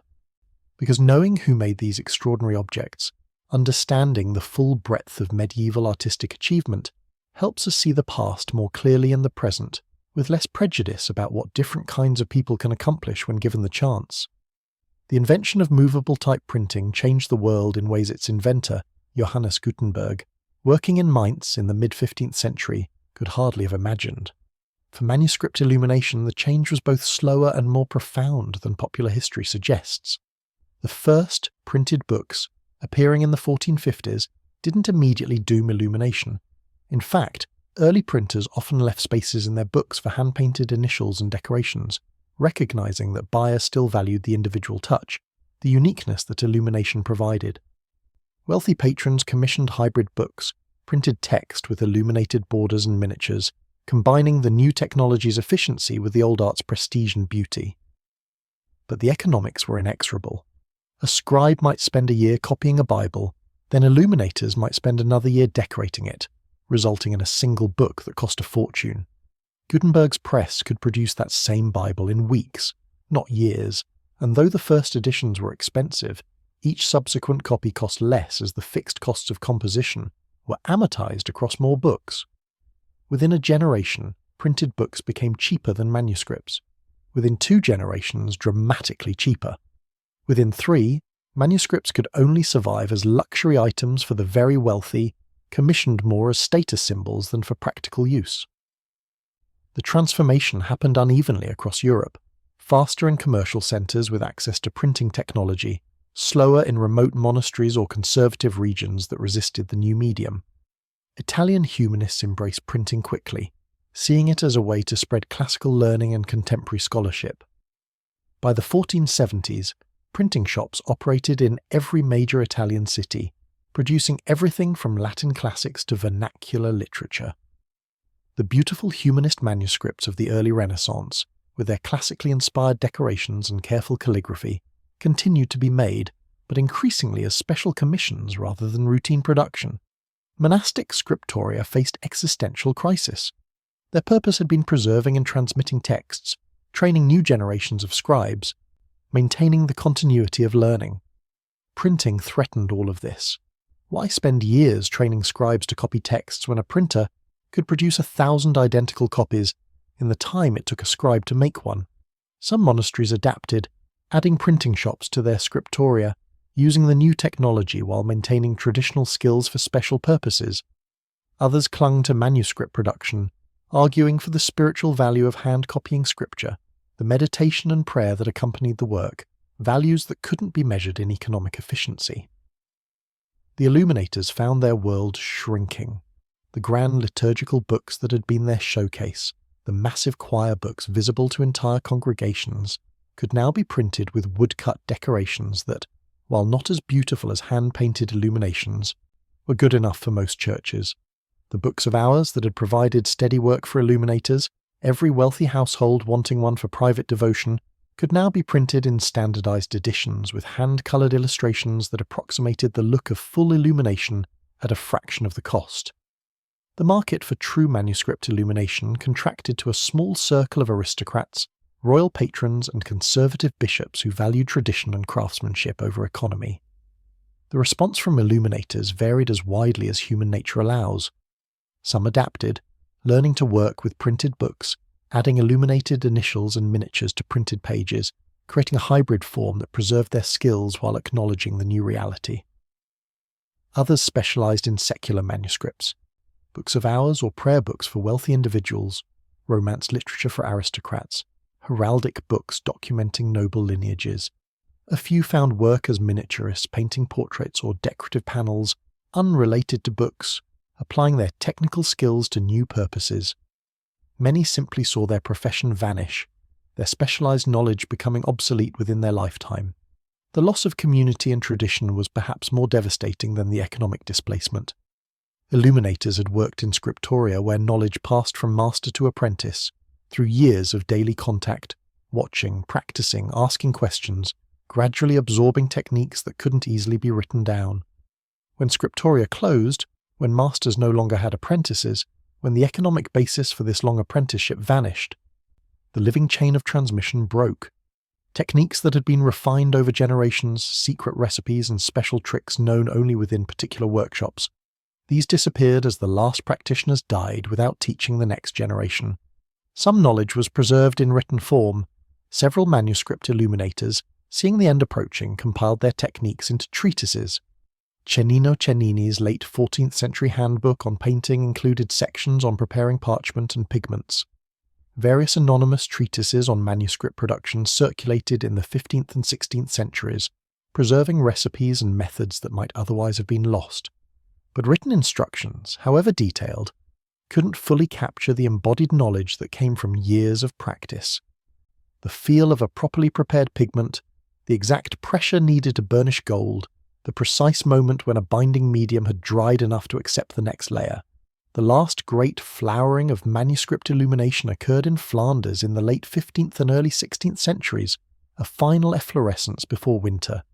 Artists like Simon Benning created books of hours, so exquisitely painted, so technically perfect, that they stand as testaments to what the art form had achieved. Benning's miniatures show mastery of atmospheric perspective, delicate gradations of tone, rendering of textures and materials that rivals anything in Renaissance panel painting. Yet these were swan songs, the last achievements of a dying art. Benning trained no successors. When he died in 1561, no one rose to replace him. The shift from manuscript to print changed not just book production, but the relationship between readers and texts. Manuscripts, especially illuminated ones, had been precious objects, treated with reverence, read slowly and repeatedly, often read aloud in groups rather than silently alone. The decorations weren't mere ornament, but invitations to meditation, visual prompts for prayer or contemplation. Printed books, increasingly cheap and numerous, became more disposable, more utilitarian. You could own many books instead of treasuring one. You could read quickly, broadly, consuming texts rather than dwelling with them. Something was gained in democratization and access, but something was lost in the sacred connection between reader and book. By the early 17th century, manuscript illumination survived only as an antiquarian curiosity, occasionally revived for special commissions that wanted the prestige of traditional craftsmanship. The workshops had closed, the training systems had collapsed, the economic basis had vanished. Most of the technical knowledge was gone, preserved imperfectly in written treatises that couldn't substitute for hands-on teaching. When scholars of later centuries tried to recreate medieval illumination techniques, they had to experiment, to guess, to analyze surviving manuscripts for clues about how effects had been achieved. The living tradition was dead. The turning point wasn't a single moment, but a decades-long transformation that reordered the relationship between writing, reading, art, and commerce. Gutenberg's press was the catalyzing technology. But the change involved shifting economics, religious upheavals, new aesthetic values, the gradual devaluation of hand craftsmanship in favor of mechanical reproduction. For manuscript illumination, the result was catastrophic: the end of a tradition that had flourished for 1,000 years, the loss of techniques and knowledge that we're still trying to recover. Yet the manuscripts survived, thousands of them, preserving in their glowing pages evidence of what had been achieved, what had been possible, before the world changed and that particular form of beauty became a memory rather than a living practice. The collapse of manuscript illumination as a living profession unfolded across the 16th century, with the slow inevitability of changing seasons. In 1450, illuminators' guilds existed in every major European city, regulating training, setting standards, protecting the economic interests of their members. By 1550, most of these guilds had either dissolved or merged with other artistic crafts, acknowledging that illumination alone could no longer sustain a professional organization. The handful of practitioners who remained worked increasingly in isolation, cut off from the workshop culture that had sustained the art for centuries. The economic collapse hit ordinary craftspeople hardest. A journeyman illuminator in 1450 could expect steady employment, moving from one commission to the next, perhaps eventually establishing an independent workshop. By 1500, such expectations had become unrealistic. Commissions dwindled as printed books flooded the market. As churches and monasteries found they could decorate their liturgies with printed materials, as personal prayer books became affordable in printed editions, illuminators who couldn't adapt faced unemployment, forced to find other work or rely on charity. Guild records from early 16th century Paris show illuminators petitioning for relief, claiming they could no longer support their families. The monasteries that had been centres of manuscript production faced their own crisis of purpose. Benedictine communities had organised their daily life around the rhythm of liturgy and labour, with manuscript production serving both spiritual and practical functions. Copying scripture was understood as prayer, as participation in preserving God's word. The scriptorium was a sacred space where silence and concentration facilitated meditation. When printing made this work obsolete, monasteries lost not just an economic activity, but a spiritual practice that had defined monastic identity for centuries. Some communities struggled to find new forms of productive labour that could replace the spiritual significance of manuscript work. The dissolution of English monasteries under Henry VIII, beginning in 1536, accelerated the collapse in Britain. Monastery libraries were scattered, their contents sold to collectors or simply destroyed. Manuscript illuminators who had worked in monastic Scriptoria found themselves suddenly without employment or purpose. The beautiful choir books, the illuminated gospels, the service books that had taken years to create were thrown out, burned, sold to bookbinders who cut them up for scrap parchment. Accounts from the period describe manuscripts being used to line pie tins, to cover jars, to clean boots. The material value of gold and jewels in bindings was recognised, but the artistic and spiritual value of the Illumination meant nothing to the commissioners dissolving the monasteries. Continental Europe avoided such wholesale destruction, but the pressure of changing religious practice and economics still transformed manuscript culture. The Protestant Reformation's emphasis on scripture over tradition, on personal reading over corporate liturgy, favoured printed Bibles that could be widely distributed over illuminated service books that existed in single copies. Catholic regions maintained more connection to traditional liturgy and appreciated illuminated manuscripts' role in worship, but even there, economic pressure pushed churches toward cheaper printed alternatives. A parish that might once have saved for years to commission an illuminated missal now bought a printed one and spent the savings on other needs. The consequence for artistic knowledge was irreparable loss. Illumination had relied on tacit knowledge, techniques learned through apprenticeship that couldn't be fully captured in written instructions. When the chain of master to apprentice transmission broke, when experienced illuminators died without training successors, their embodied knowledge disappeared. Modern attempts to recreate medieval illumination techniques require extensive experimentation because the written sources that survive don't provide enough detail. They might list ingredients for a pigment recipe, but not specify the exact grinding time, the proper consistency, the feel of correctly prepared material. Such knowledge, accumulated over generations, vanished within decades. Some consequences weren't losses but transformations. Artists who'd trained as manuscript illuminators applied their skills to other media. The precise brushwork, the understanding of pigment and colour, the compositional skills developed in manuscript work translated to panel painting, to fresco, to miniature portrait painting. Several successful Renaissance painters had begun their careers in manuscript workshops. Nicolas Froment, working in southern France in the late 15th century, painted altarpieces that showed clear influence from his training as an illuminator, the same attention to detail, the same jewel-like colour sense, adapted to larger scale and different purposes. The miniature portrait tradition that flourished in 16th century Europe inherited techniques directly from manuscript illumination. Artists like Hans Holbein the Younger, working in England, created tiny portraits painted on vellum with watercolour and body colour techniques derived from illumination. These weren't manuscripts, but they preserved something of the old art, the ability to render exquisite detail on a small scale with translucent colours and burnished highlights. The Tudor portraits we treasure today, those impossibly detailed images no larger than a playing card, represent one path manuscript illumination took as it adapted to new patrons and purposes. The consequence for book culture was democratization purchased at the cost of sacredness. Printed books made knowledge accessible to unprecedented numbers of people, enabled the Reformation, the scientific revolution, the Enlightenment. Ideas could spread faster, wider, reaching audiences that would never have accessed rare manuscripts. This was genuine progress, real improvement in human capacity for learning and communication.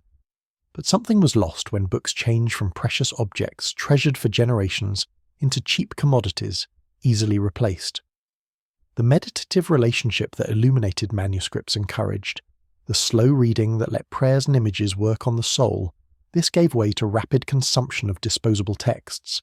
The loss of illumination paralleled losses in other traditional crafts as early industrialization and mechanization began transforming production. The story of manuscript illuminators displaced by printing prefigured later stories of weavers, displaced by power looms, blacksmiths displaced by factory metalwork, skilled craftspeople across industries finding their knowledge obsolete. Each transformation brought gains in efficiency and access, but losses in quality, craftsmanship, the meaningful work that connected makers to materials and purpose. The manuscript illuminators were early casualties of a transformation that would reshape all of human labour. Libraries and collectors began acquiring illuminated manuscripts during the 16th century, recognising that these objects represented a vanishing world worth preserving. Wealthy bibliophiles like Jean Grolier in France assembled manuscript collections, valuing them as art objects and historical artefacts. This preservation was selective, focused on the most beautiful and important manuscripts, but it ensured survival of at least some portion of the tradition. Without such collecting, even more manuscripts would have been lost in the chaos of religious wars, political upheavals, and simple neglect that characterized the period. The consequence for religious practice was subtle but significant.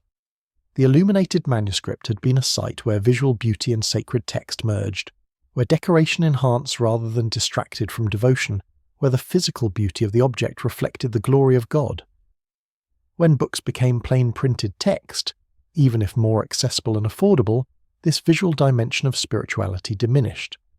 Protestant reformers often celebrated this change, seeing elaborate illumination as popish excess, but it represented a real impoverishment of sensory engagement with scripture and liturgy.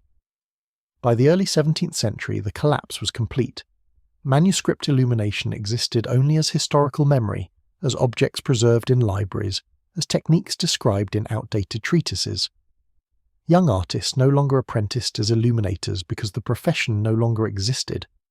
The guild structures had dissolved, the workshops had closed, the market had vanished.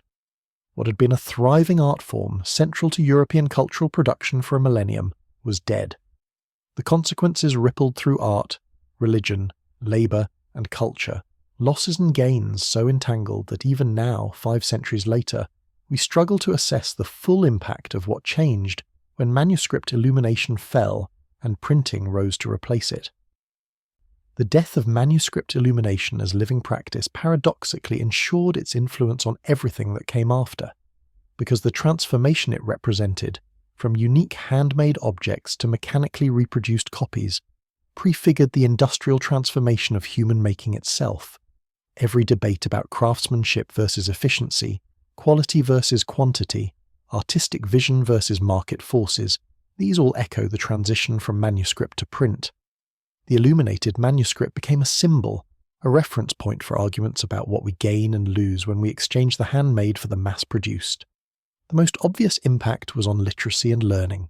Printed books, vastly cheaper than manuscripts, put texts within reach of the emerging middle class, of universities, of anyone who could read. This enabled the Protestant Reformation, as Martin Luther's German Bible and other reformers' works spread through print, in ways that would have been impossible with manuscripts. It enabled the scientific revolution, as new discoveries could be rapidly shared among researchers across Europe, rather than slowly copied and transmitted. By making knowledge accessible, printing created the foundation for modern education, modern science, modern democracy. None of this would have been possible at the same speed or scale with manuscript production alone. Yet the impact wasn't purely progressive or liberating. The shift from manuscript to print changed how people read and thought. Manuscript culture encouraged slow, meditative reading, often reading aloud or in groups, dwelling with a text that might be the only book one ever owned. The Illuminations invited pauses, contemplation, connections between visual image and written word. Print culture enabled and encouraged faster reading, silent and solitary, consuming multiple books rather than dwelling with one. This brought breadth but potentially less depth, more information but perhaps less wisdom, more speed but less contemplation. The impact on visual culture was profound and complex. Medieval illumination had kept painting alive during centuries when large-scale panel painting was rare, preserving techniques of colour mixing, composition, rendering of three-dimensional space on two-dimensional surfaces. Renaissance painting inherited this knowledge, artists who'd trained in manuscript workshops bringing their skills to altarpieces and frescoes. The luminous colour of Venetian Renaissance painting, the precise detail of Netherlandish panel painting, both showed influence from the manuscript tradition. When illumination died, panel painting and printmaking absorbed its techniques and sensibilities. The woodcut and engraving techniques used to illustrate printed books developed partly in response to the loss of illumination. Early printed books left spaces for hand-painted initials because printers recognized that decoration added value. When hand illumination became too expensive, printers developed printed decorative initials, border designs, illustrations that could approximate the visual richness of illuminated manuscripts. These relief and intaglio printing techniques became art forms in their own right, with artists like Albrecht Dürer demonstrating that prints could achieve aesthetic sophistication rivaling painting. The impact on the concept of the book was revolutionary. A manuscript was a unique object, its particular illuminations existing nowhere else. the relationship between reader and text mediated by the individual work of the scribe and illuminator. Print created the idea of the edition, multiple identical copies of the same text, standardizing knowledge in new ways. This standardization enabled new forms of scholarly work, as researchers could cite specific page numbers, knowing that readers anywhere could find the same passage. But it also erased the uniqueness that had made each manuscript special, the sense of connection to the individual makers. The impact on artistic training and workshop organisation shaped European art education for centuries. The medieval scriptorium had been an atelier system where apprentices learned through doing, working on actual commissions under master supervision, progressing from simple tasks to complex ones over years. When manuscript workshops closed, this training model moved to painting and sculpture studios, eventually becoming formalised in art academies. The curriculum of copying masterworks, learning techniques progressively, submitting to master criticism, all this descended from manuscript workshop practice. The economic impact rippled through guild structures and labour organisation. Illuminators' guilds had regulated training, maintained quality standards, limited competition, protected members' interests. When printing destroyed the illumination profession, it demonstrated that guilds couldn't protect craftspeople against technological disruption, a lesson that would be learned again and again through industrialization. The struggle of illuminators to adapt or resist printing prefigured later conflicts between craft traditions and industrial methods, between hand labor and machines. The impact on women's artistic practice was particularly destructive. Convents had provided spaces where women could work as illuminators, using skills requiring years of training, producing work of the highest quality, achieving recognition and economic independence through their craft. When manuscript production collapsed, these opportunities largely vanished. Panel painting and printmaking workshops were generally male-dominated, less accessible to women. Some women found niches as miniature portrait painters, but the broad access to artistic practice that manuscript illumination had offered to women in religious communities disappeared. The impact on colour and pigment technology was double-edged. The collapse of illumination removed the primary market for the most expensive pigments, like ultramarine blue from Lapis Lazuli. This disrupted trade networks stretching from Europe to Central Asia, ending centuries of commerce in these materials. But it also spurred the development of cheaper alternatives, as painters sought substitutes for pigments that had become too expensive. The search for affordable blues led eventually to Prussian blue, the first modern synthetic pigment, discovered in the early 18th century. Loss of one technology stimulated invention of another. The impact on our relationship with the past manifests in how we preserve and study historical artifacts. The reverence with which we now treat illuminated manuscripts, the climate-controlled vaults and careful conservation, this partly reflects recognition of what was lost when the living tradition died.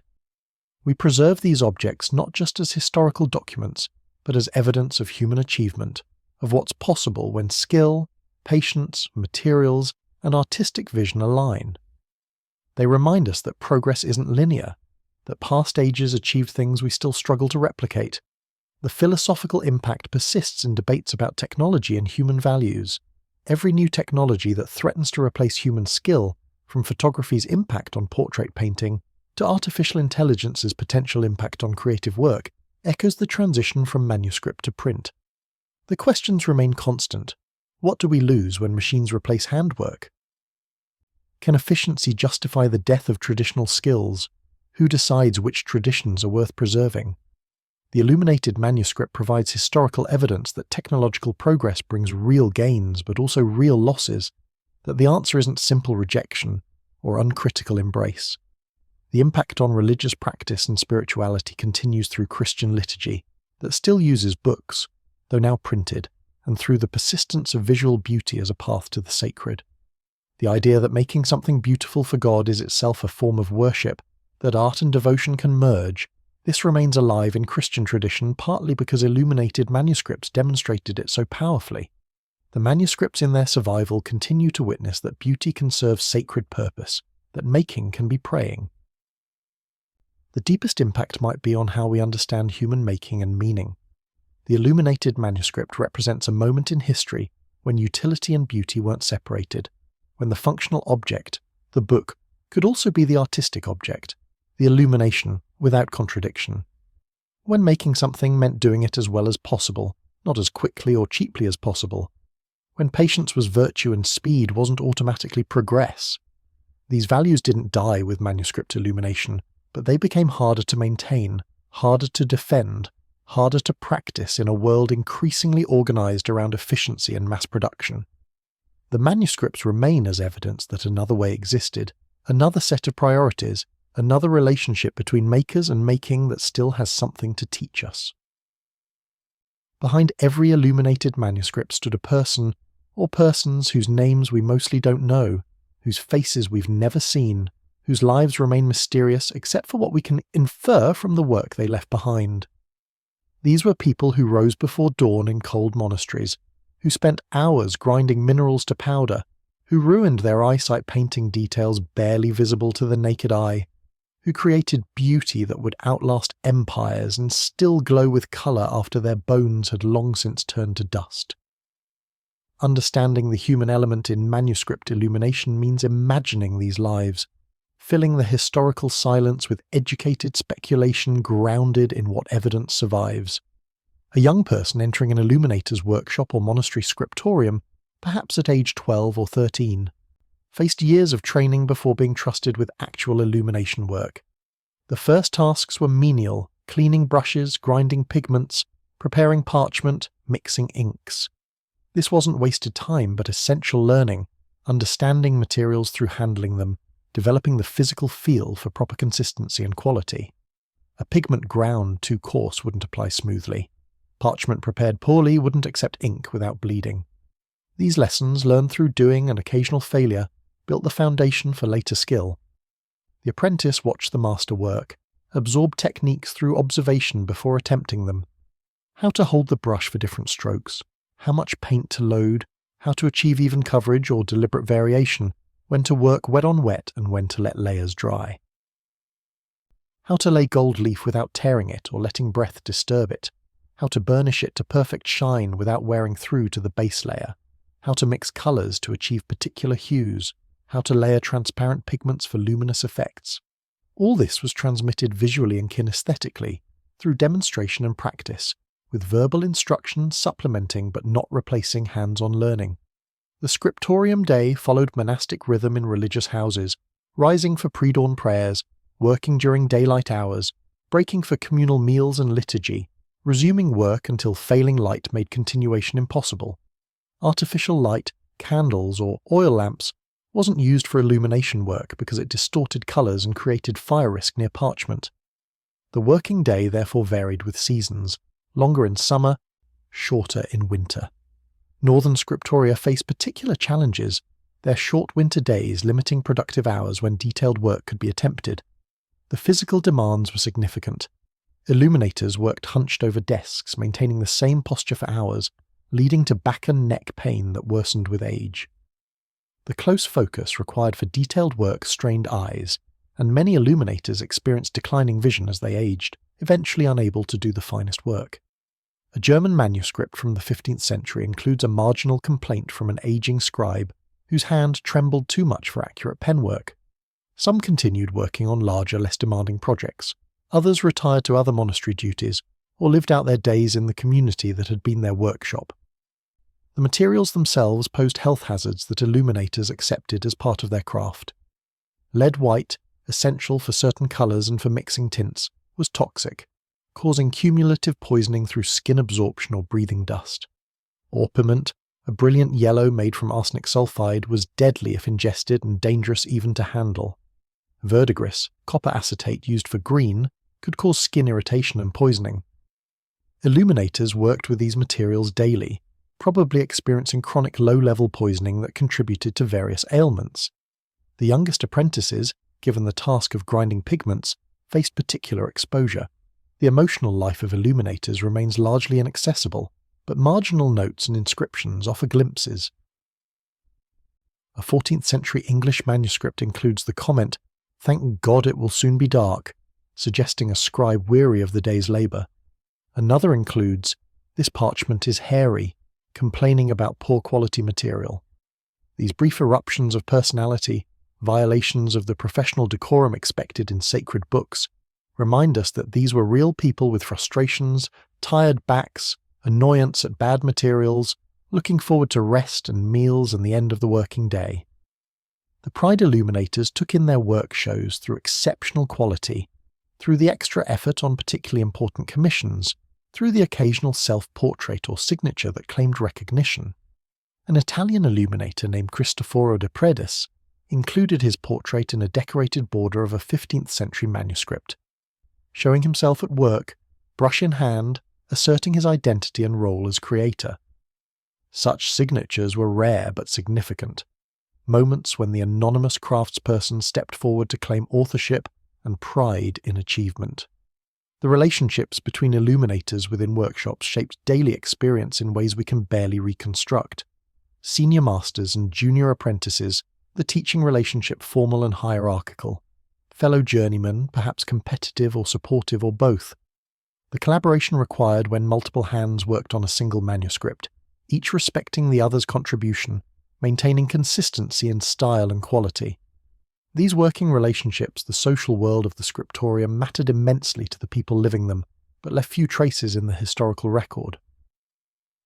Women illuminators faced additional challenges and constraints. Nuns in convent Scriptoria worked under similar conditions to monks, but with the added complexity of gender expectations about appropriate behaviour and activity.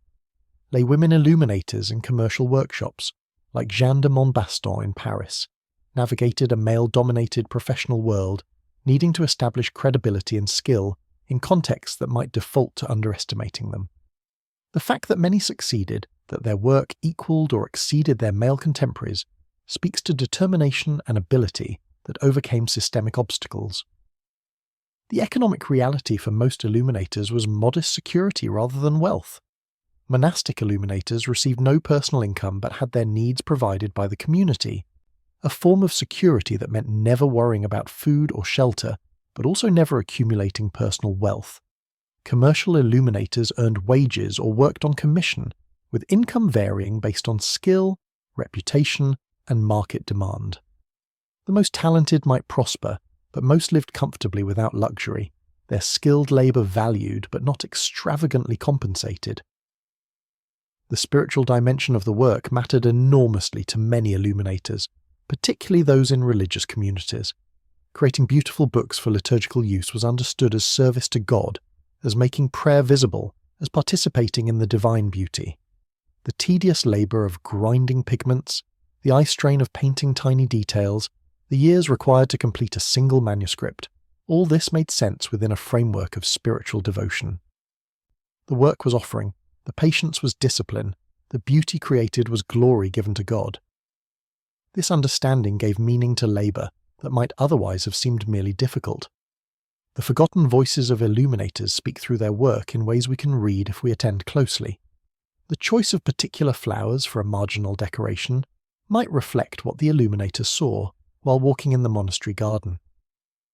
The animals depicted, sometimes scientifically accurate and sometimes fanciful, show what the illuminator knew or imagined. The tiny jokes hidden in margins, the visual puns, the occasional irreverent image among sacred scenes, these reveal personalities and senses of humour surviving across centuries. The tremor in a usually steady hand might mark the day an illuminator received bad news. The exceptional quality of a particular page might celebrate a feast day or special commission. We cannot know these people as individuals, cannot hear their voices or see their faces except in rare self-portraits, cannot reconstruct the full texture of their daily lives. But we can know their work, can see what they saw beautiful enough to preserve, can recognize in the surviving manuscripts the concentration and skill and devotion they brought to making. Every page illuminated is evidence of a human life spent in particular ways, hours and days and years devoted to creating beauty that would outlast their lifetime. That is the human element that matters most, the evidence of human capability and care embedded in these objects, waiting patiently across centuries for us to recognize and honor it. The transition from manuscript to print did not proceed unopposed, and understanding who resisted and why reveals deeper tensions about technology, tradition, labor, and value that remain relevant today. The resistance came from multiple directions. motivated by different concerns, some conservative and some progressive, some protecting economic interests and some defending spiritual values. Together, these various forms of opposition slowed but couldn't stop the transformation, creating a contested transitional period where manuscript and print coexisted uneasily for generations. The most conservative opposition came from religious communities that saw manuscript production as sacred labour, prayer made tangible. Benedictine monasteries particularly, with their motto "to work is to pray," understood copying scripture as spiritual discipline. The slow labour of transcribing sacred texts, the focus required, the submission of personal will to the authority of tradition, all this fit perfectly with monastic ideals of humility, patience, and devotion. Printing threatened to make this spiritual practice obsolete, to reduce sacred words to mechanical reproduction. Some monasteries forbade printing presses on their grounds well into the 16th century, maintaining Scriptoria even as printed books became ubiquitous elsewhere. The economic opposition came from guilds and individual craftspeople, whose livelihoods depended on manuscript production.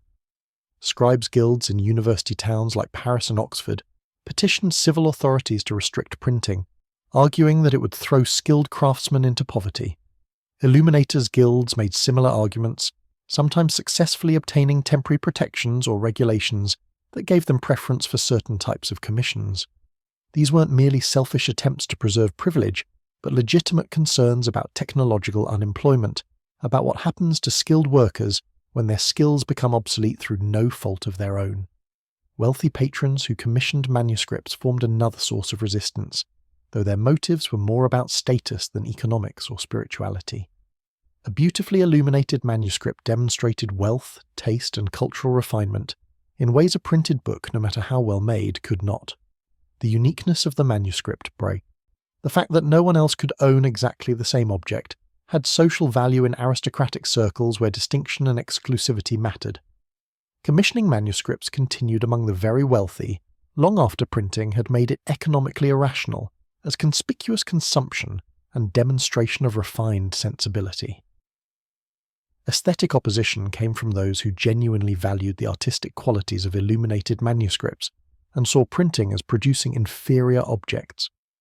John Ruskin, writing 4 centuries after Gutenberg, articulated this position forcefully, arguing that mechanical reproduction degraded both object and maker. The manuscript illuminator exercised artistic judgment, made individual decisions about colour and composition, created something unique.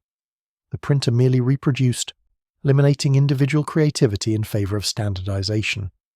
Ruskin's arguments, though anachronistic by his own time, reflected real aesthetic losses that accompanied printing's practical gains.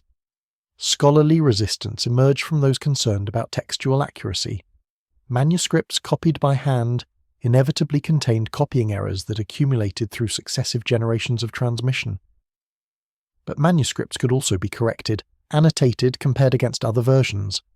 Early printed books fixed texts in ways that made such correction harder, creating thousands of identical copies of whatever version the printer used, errors and all. Some scholars worried that printing would ossify textual tradition, making it harder to establish accurate versions of classical or biblical texts through the traditional methods of manuscript comparison. The resistance sometimes took active forms beyond mere complaint. Scribes in some cities vandalized printing shops or attempted to drive printers out through intimidation. Records from 15th century Germany mention conflicts between scribes and printers, with scribes arguing that printed books were sacrilegious, that sacred texts shouldn't be multiplied by machines. Some monasteries that did accept printing presses kept them physically separate from Scriptoria, maintaining a symbolic and practical division between old and new methods, acknowledging both without fully integrating them. Women's communities showed particular resistance in some cases, maintaining manuscript production longer than male monasteries. Convents had less access to capital for expensive printing equipment, but this economic constraint also reflected different priorities. For nuns whose manuscript work was understood as devotional practice, as form of prayer and meditation, the efficiency arguments for printing held less appeal. Several convents maintained active Scriptoria into the late 16th century, producing manuscripts for their own use and occasionally for patrons who valued the connection to tradition. Liturgical resistance came from those who argued that mass-produced service books lack the reverence appropriate for sacred use. A handwritten gospel book, its text copied with devotion and decorated with precious materials, manifested the glory of God in ways a printed version couldn't match. This wasn't entirely aesthetic objection, but theological, suggesting that the physical beauty of liturgical books mattered to worship, that how sacred texts looked affected how they were received and used. Some bishops forbade printed service books in their dioceses, requiring parishes to use traditional manuscripts. The arguments against printing sometimes prefigured modern critiques of technology and mechanization. Opponents warned that mechanical reproduction would devalue human skill, that the special knowledge of scribes and illuminators would be lost, that future generations would lack the patience and discipline that manuscript work required. They worried about unemployment among skilled craftsmen, about the social cost of technological change, about what would be lost even if much was gained. These concerns, though unable to stop the transition, raised questions that each new wave of technological change forces us to confront again. Some resistance came from genuine conservatism, the belief that old ways were inherently better, that change threatened stability and order. Medieval society had strong conservative impulses, valuing tradition and continuity, suspicious of innovation that might undermine established hierarchies and relationships. Manuscript production had been integrated into social, economic, and religious structures for centuries. Printing disrupted all of this, and the disruption itself seemed dangerous regardless of printing's practical benefits. The resistance ultimately failed because the economic and practical advantages of printing were too overwhelming. Books became cheaper, more available, more standardized. The efficiency gains couldn't be matched by any amount of skilled labor. Markets adapted, readers adapted, even churches adapted. But the resistance wasn't simply reactionary obscurantism. It raised legitimate concerns about what would be lost, about the human cost of progress, about whether efficiency should be the only measure of value. Some of what the resistors fought to preserve, the aesthetic qualities of manuscript illumination, the spiritual dimension of hand-copying sacred texts, the economic security of skilled craftspeople. These were genuine goods that the triumph of printing sacrificed. Understanding this opposition helps us see the transition from manuscript to print not as inevitable progress from darkness to light, but as historical change with winners and losers, gains and losses, benefits and costs. The illuminators and scribes who resisted weren't wrong to value what they fought to preserve, even though they couldn't stop the transformation. Their resistance, unsuccessful as it was, testified to real value in what was being lost, value that we can still recognize when we stand before an illuminated manuscript and see what human hands and hearts could create when given time, skill, materials, and devotion. The resistors lost their battle, but won a kind of vindication in the survival of enough manuscripts to prove they weren't defending mere nostalgia, but genuine achievement.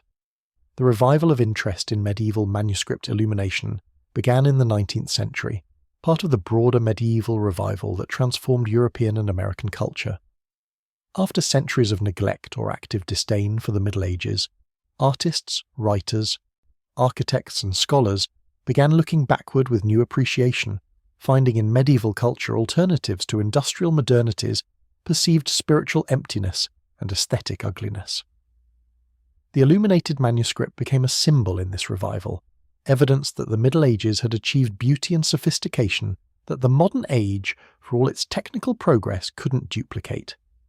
The Gothic revival in architecture led the way, with Augustus Pugin in England and Eugène Viollet-le-Duc in France, championing medieval building styles as morally and aesthetically superior to classical or modern forms. This architectural movement created audiences receptive to other medieval arts, including manuscript illumination. Museums and collectors began actively seeking medieval manuscripts, recognizing them as masterpieces deserving preservation and study. The Victoria and Albert Museum in London, founded in 1852, made medieval decorative arts central to its mission, displaying illuminated manuscripts alongside metalwork, textiles, and carvings. John Ruskin became perhaps the most influential champion of medieval craftsmanship and illuminated manuscripts specifically.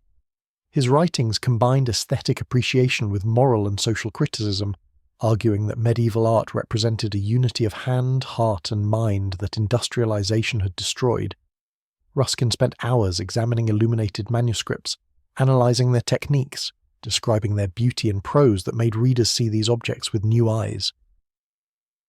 He argued that the patience and care visible in manuscript illumination demonstrated a society that valued quality over speed, beauty over efficiency, human fulfillment over mere productivity. The Pre-Raphaelite Brotherhood, a group of English artists formed in 1848, drew direct inspiration from medieval manuscript illumination. Painters like Dante Gabriel Rossetti and Edward Burne-Jones studied manuscripts in museum collections, borrowing their jewel-like colours, their attention to natural detail, their integration of text and image. Burne-Jones designed stained glass and illustrated books that consciously evoked medieval illumination, creating modern works that nonetheless captured something of the old aesthetic. William Morris, associated with the Pre-Raphaelites, went further, attempting to revive medieval craft practices in his workshops. Morris's Kelmscott Press, founded in 1891, represented perhaps the most ambitious attempt to revive manuscript tradition in the age of industrial printing. Morris designed typefaces based on medieval scripts, created ornamental borders inspired by illuminated manuscripts, used handmade paper and hand-operated presses, employed skilled craftspeople to produce books of exceptional quality. The result wasn't exactly medieval. Morris used printing rather than handwriting, but it captured the spirit of manuscript production, the attention to every detail, the refusal to sacrifice beauty for efficiency. Kelmscott Press books became treasured collector's items, proving that market existed for well-made books even in the industrial age. The arts and crafts movement that Morris led spawned similar revivals across Europe and America. In France, Germany, Austria, the United States, craftspeople established workshops dedicated to traditional techniques, hand production, integration of art and utility.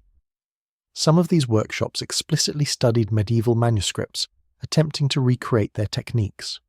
Calligraphers revived medieval scripts, practicing until they could duplicate the letter forms with period accuracy.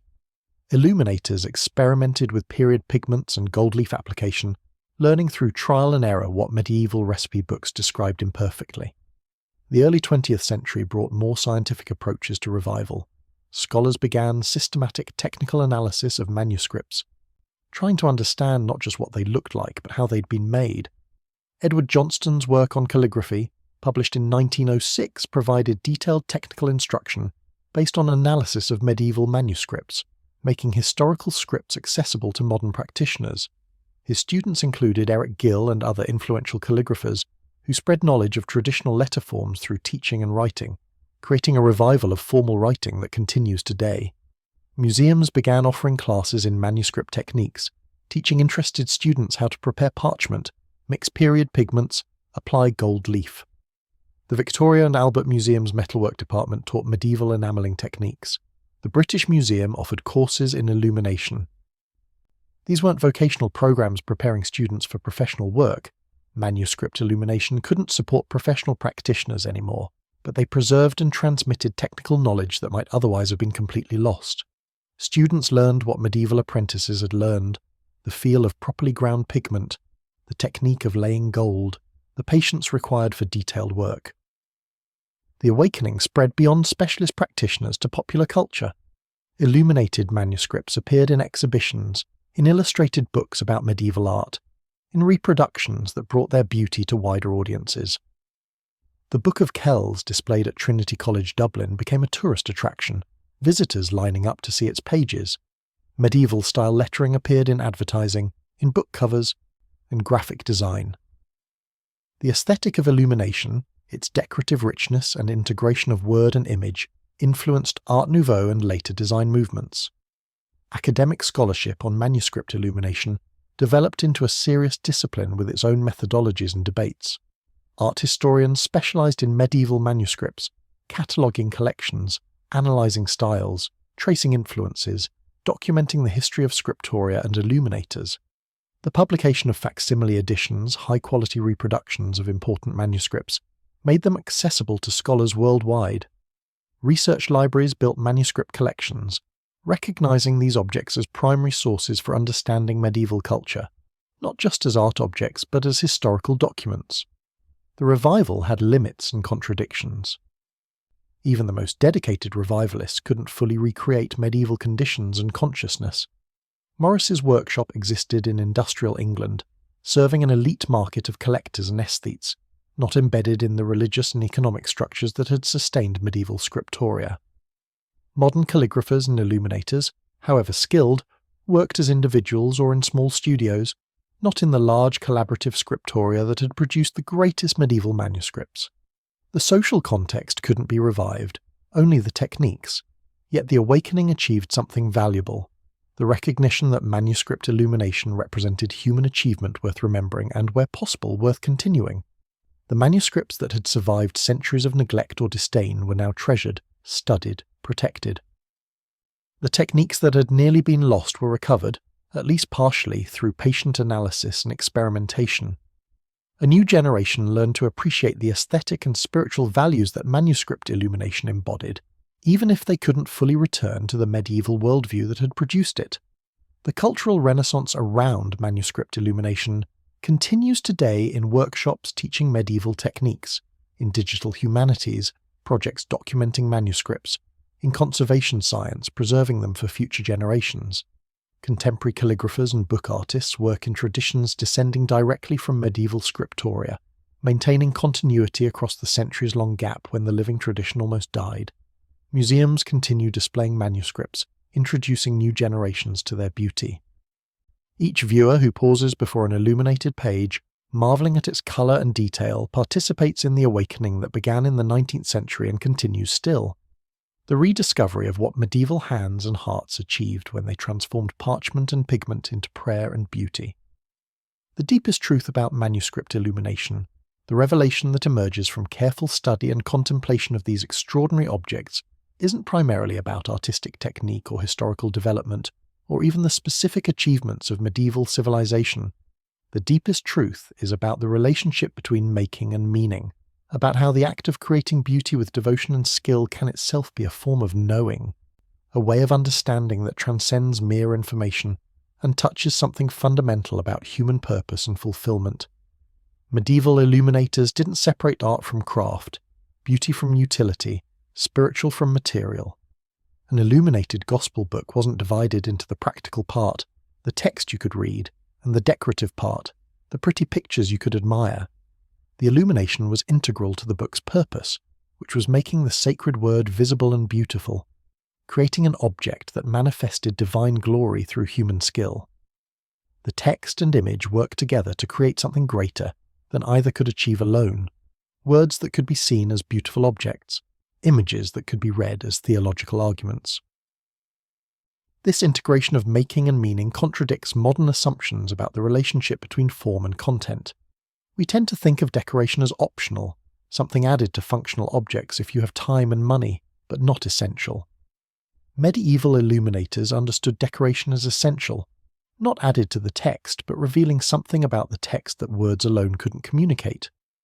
The gold backgrounds in gospel illuminations weren't mere prettiness, but theological statements about divine light, about Christ as illumination of the world. The intricate border decorations weren't filling empty space, but creating visual analogies for the complexity and interconnectedness of creation. The revelation deepens when we understand the economics involved. Illuminated manuscripts were expensive, staggeringly so by modern standards. A single large Bible might cost as much as a farm, represent years of skilled labour, plus the value of exotic imported materials. Medieval people, who had far less material wealth than we do, chose to spend this wealth on making books beautiful. Not because they were foolish or misguided about practical priorities, but because they understood that beauty served purposes that justified the cost. The illuminated manuscript was investment in the sacred declaration that some things mattered enough to warrant the finest materials and most skilled labour human ingenuity could provide. This understanding of value, that beauty and quality might be worth immense cost even without practical return, challenges economic assumptions that dominate modern thinking. We calculate value in terms of utility and efficiency, asking what something does and how cheaply it can be produced. Medieval patrons commissioning illuminated manuscripts calculated differently, asking what something meant and how well it could manifest that meaning. The difference isn't that they were irrational and we're rational, but that they recognized forms of value our economic system struggles to accommodate. The deepest truth involves the nature of skilled work itself. Manuscript illumination required years of training, constant practice, attention to countless details, patience with slow processes that couldn't be rushed. Grinding pigments to perfect fineness took hours. Applying gold leaf required steady hands and precise timing. Painting miniature details demanded concentration that couldn't be sustained indefinitely. Needed breaks and rest. This was work that resisted shortcuts, that required human judgment and adaptation at every stage, that couldn't be mechanized or simplified without losing essential qualities. Modern efficiency-oriented thinking sees such work as wasteful, as inefficient use of human time and skill. Why spend hours grinding pigment when you could buy it already prepared? Why paint details by hand when mechanical reproduction could duplicate them faster and cheaper? The medieval answer wasn't that they lacked alternatives, though sometimes they did, but that the process mattered as much as the product. The hours of grinding pigment were hours of meditation, of preparation, of developing the intimate knowledge of materials that enabled skilled use.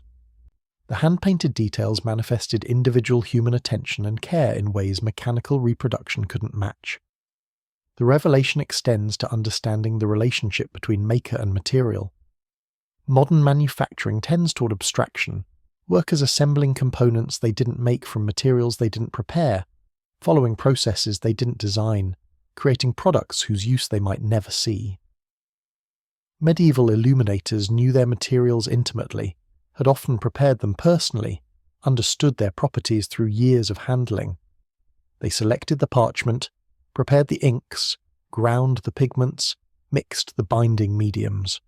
This direct relationship with materials created different kind of knowledge, embodied and experiential, that informed every subsequent decision about how to use those materials. The theological dimension of the revelation might be the deepest. Medieval Christians understood creation as first divine act, God making the world. Human making, creating beauty and order from raw materials, was understood as participation in divine creativity, as being made in the image of a creator God. Illuminating manuscripts wasn't just decoration but vocation, calling to manifest divine beauty through human skill. The patience and devotion it required, the years of training and practice, the endless attention to detail, all this made sense within a framework where making beautiful things for God's glory was among the highest purposes human life could serve. This understanding of making as spiritual practice, as form of prayer and worship, has largely been lost in modern secular culture where work is primarily means to economic ends. We work to earn money to buy things we want or need, and the work itself is merely instrumental, valuable only for its results. Medieval illuminators understood their work as valuable in itself, as part of how they served God and fulfilled their human nature. The process was the point as much as the product. The daily practice of skilled making was where meaning resided, not just in the finished manuscript. The revelation about manuscript illumination ultimately concerns what it means to be human, to be the kind of creature who can take earth and minerals, animal skins and plant extracts, and transform them through patience and skill into objects of transcendent beauty that survive centuries. This capacity for making, for creating meaning and beauty through work, might be as fundamental to human nature as our capacity for language or reason. The illuminated manuscript stands as evidence of what humans can achieve when this capacity is fully realized, when skill and devotion and vision align in service of something beyond mere utility. Modern people, looking at illuminated manuscripts, often experience something like awe, a feeling that we're in presence of achievement that surpasses our own capacities. This isn't because medieval people were superior to us, but because they organized their society and values in ways that enabled this particular form of excellence. They created spaces and systems, the Scriptoria and their supporting economic and religious structures, where people could spend entire careers developing and exercising the skills that manuscript illumination required. They valued the results enough to support that system across centuries. The revelation is that we could make similar choices, could create conditions where comparable human achievement in craftsmanship and devotion could flourish again if we valued it enough to pay the cost.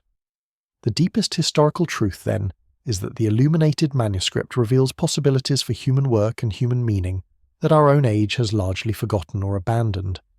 It shows us that making can be more than economic production, that beauty can justify great cost, that patience and skill and devotion can create things of lasting value.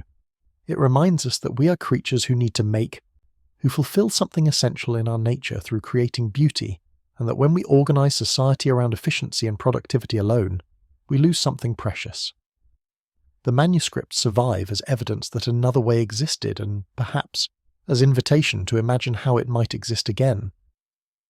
Standing before an illuminated manuscript today, behind climate-controlled glass in a museum or library, viewing pages that glow with colours as vibrant as the day they were painted 6 or 7 or 8 centuries ago, we confront questions that reach beyond historical appreciation into the most fundamental concerns about how we live and what we value. These beautiful objects, created in a world utterly different from ours, nonetheless speak to us, raise questions about our own choices, our own priorities, our own relationship to making and meaning and time. The first reflection concerns patience and time. The illuminated manuscript represents a relationship to time that modern life actively resists. We measure productivity and output per hour, optimize for efficiency, celebrate speed. The idea of spending a year or more creating a single book seems absurd, economically irrational, a waste of human potential. Yet the manuscripts survive, their quality undimmed, while most of what our age produces disappears within decades or years or days. What does this say about our priorities, about what we're building or failing to build for the future? The reflection deepens when we consider quality and craftsmanship. Modern manufacturing emphasizes consistency and low cost, producing acceptable quality at prices most people can afford. This democratization of goods is real achievement. Nobody denies that affordable books and products serve human welfare. But we've largely lost the culture of craftsmanship that manuscript illumination exemplified, the idea that some things should be made as well as humanly possible regardless of time or cost. We accept mediocrity as inevitable, excellence as luxury only the wealthy can afford, and rarely ask what this acceptance does to our souls, to our capacity to recognize and appreciate quality. The reflection on beauty and utility challenges how we think about design and function. Medieval illuminators didn't see conflict between beautiful and functional, didn't consider decoration wasteful or frivolous. They understood beauty as functional in its own way, serving purposes beyond mere utility. A beautiful prayer book helped focus devotion, made prayer more effective, honoured God through excellent craft. Modern design often privileges stark functionality, celebrates the stripped down and minimal, treats decoration as excessive. What have we lost in this aesthetic shift? What do we gain from beauty that we don't gain from mere utility? The reflection on work and meaning confronts perhaps our deepest challenges. Most modern work is alienated labour, Marx's term that still captures the reality. We work at tasks that feel disconnected from meaningful purpose, using skills that aren't our own deepest capabilities, creating products or services we may never use ourselves, for compensation that lets us buy what we need, but doesn't provide intrinsic satisfaction.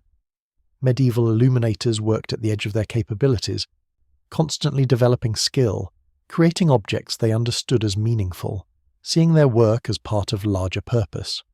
How might modern work be reorganized to provide similar satisfaction and meaning? The reflection on community and tradition raises questions about how knowledge transmits across generations. The Scriptorium was a community of practice, where skills passed from master to apprentice through years of direct contact, observation, practice under guidance. Modern education tends toward abstract knowledge, information transferred through texts and lectures, rather than embodied skill transmitted through apprenticeship. We've gained breadth and accessibility but lost depth and tacit knowledge. What forms of human understanding can only be transmitted through long personal contact with skilled practitioners? What have we lost by organising education around efficiency rather than depth of relationship? The reflection on sacred and secular, on whether our making serves purposes beyond economic production, challenges the secularization that dominates modern public life. For medieval illuminators, work was prayer, skill was devotion, beauty was offering to God. Modern secular culture struggles to articulate non-economic purposes for making, to justify excellence that doesn't contribute to productivity or profit. We've gained freedom from religious authority, but perhaps lost the sense that work can serve transcendent purposes, that making can be sacred act. What would it mean to recover that sense in secular terms, to understand craftsmanship as valuable even without theological framework? The reflection on technology and progress questions whether newer is automatically better. Printing replaced illumination because it was more efficient, more democratic, more practical. This was genuine progress by most reasonable measures. Yet we lost something irreplaceable in the transition, lost skills and knowledge and aesthetic achievements that took centuries to develop. Every technological change involves trade-offs, gains and losses. How do we make wise decisions about which traditional practices to preserve and which to let go? How do we protect what's valuable in older ways while still embracing beneficial innovation? The reflection on beauty and the sacred asks what role aesthetic experience plays in human flourishing. The illuminated manuscript was a site where beauty and meaning merged, where visual experience could be path to spiritual insight, where making could be form of worship. Modern secular culture has largely separated beauty from truth or goodness, made it optional rather than essential, a matter of personal taste rather than objective value. Yet humans still respond to beauty, still find meaning in aesthetic experience, still create art even when it serves no practical purpose. What does this tell us about human nature and needs? The reflection on preservation and care confronts us with questions about inheritance and responsibility. The manuscripts survived because people cared for them, protected them, passed them down through generations who valued them even when they no longer produced new ones. We are temporary custodians of what the past created, responsible for transmitting it to the future. What from our own age will we preserve and transmit? What are we creating that will matter to people 500 years hence? And what are we destroying or neglecting that future generations will wish we'd saved? The deepest reflection might concern human potential and achievement. The illuminated manuscript shows what humans can do when skill and time and devotion align, when excellence is valued enough to support the long training it requires, when beauty matters enough to justify great cost. We live in an age of remarkable achievement in science and technology, in medicine and communication, in material prosperity for unprecedented numbers of people. But have we created conditions where human craftsmanship can flourish, where people can spend careers developing and exercising skills that produce beauty and meaning? Or have we optimized for efficiency at the cost of excellence, for productivity at the cost of fulfillment? These reflections don't yield easy answers or simple prescriptions for how to live differently. We cannot return to medieval conditions or values, cannot recreate the religious and social structures that sustained manuscript illumination. We benefit enormously from technological progress, from democratization of knowledge and goods, from freedoms medieval people never imagined. But the manuscripts remind us that progress isn't simple, that we've lost things worth mourning, that efficiency and productivity aren't sufficient measures of human flourishing. They invite us to ask what we value most deeply, what we're willing to sacrifice for it, what we want to preserve and transmit to the future. The answers matter more than we usually acknowledge, because they determine what kind of lives we lead and what kind of world we're creating. The illuminated manuscripts survive, thousands of them scattered across libraries and museums and private collections worldwide, each one a messenger from a vanished world, carrying forward the skills and devotion and vision of people whose names we mostly don't know, but whose work still speaks across the centuries. They survive in climate-controlled vaults, behind protective glass, handled with cotton gloves by conservators who understand their fragility and irreplaceability. They survive as objects that bridge past and present, that make tangible a civilization that otherwise exists only in ruins and written records and fading memories. In the British Library in London, the Lindisfarne Gospels rest in a specially designed display case, pages turned periodically to share different illuminations with visitors who queue to see them. The colours remain astonishing, the gold leaf still gleams, the intricate interlaced patterns still draw the eye into their endless complexity.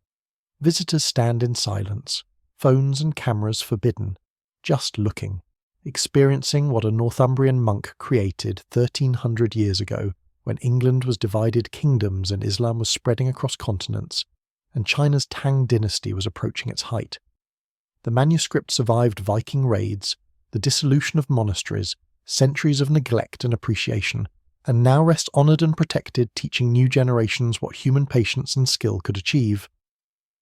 In Dublin, the Book of Kells attracts hundreds of thousands of visitors annually. Its pages displayed in darkness to protect the colours from light damage, viewers shuffling past in controlled groups, each person getting brief moments to see details that took months to paint. The manuscript has become symbol of Irish cultural heritage, reproduced on postcards and tea towels and tourist souvenirs, its distinctive style instantly recognisable. This commercialisation might seem to cheapen something sacred, but it also ensures survival, creates constituencies who value preservation, makes the manuscript matter to people who might never see the original, but who understand it represents something important about human creativity and devotion. The Vatican Library holds thousands of illuminated manuscripts, many never displayed publicly, protected in storage that maintains precise temperature and humidity, accessible only to qualified scholars working under strict supervision. These manuscripts survive because institutions dedicate resources to their preservation, hire conservators who spend careers learning the chemistry of medieval pigments and the proper techniques for repairing damaged parchment, maintain facilities that protect against the slow degradation that time inevitably brings. This preservation work continues the chain of care that has kept these objects surviving, each generation accepting responsibility for passing them forward. Modern technology has created new forms of survival and access. Digital imaging projects photograph manuscripts page by page in extraordinary resolution, making them available online to anyone with internet connection. Researchers worldwide can examine details invisible to the naked eye, can compare manuscripts separated by continents, can study techniques and styles without handling fragile originals. This digitization doesn't replace the experience of standing before the actual manuscript, feeling its presence, seeing how gold leaf catches light in ways no photograph quite captures.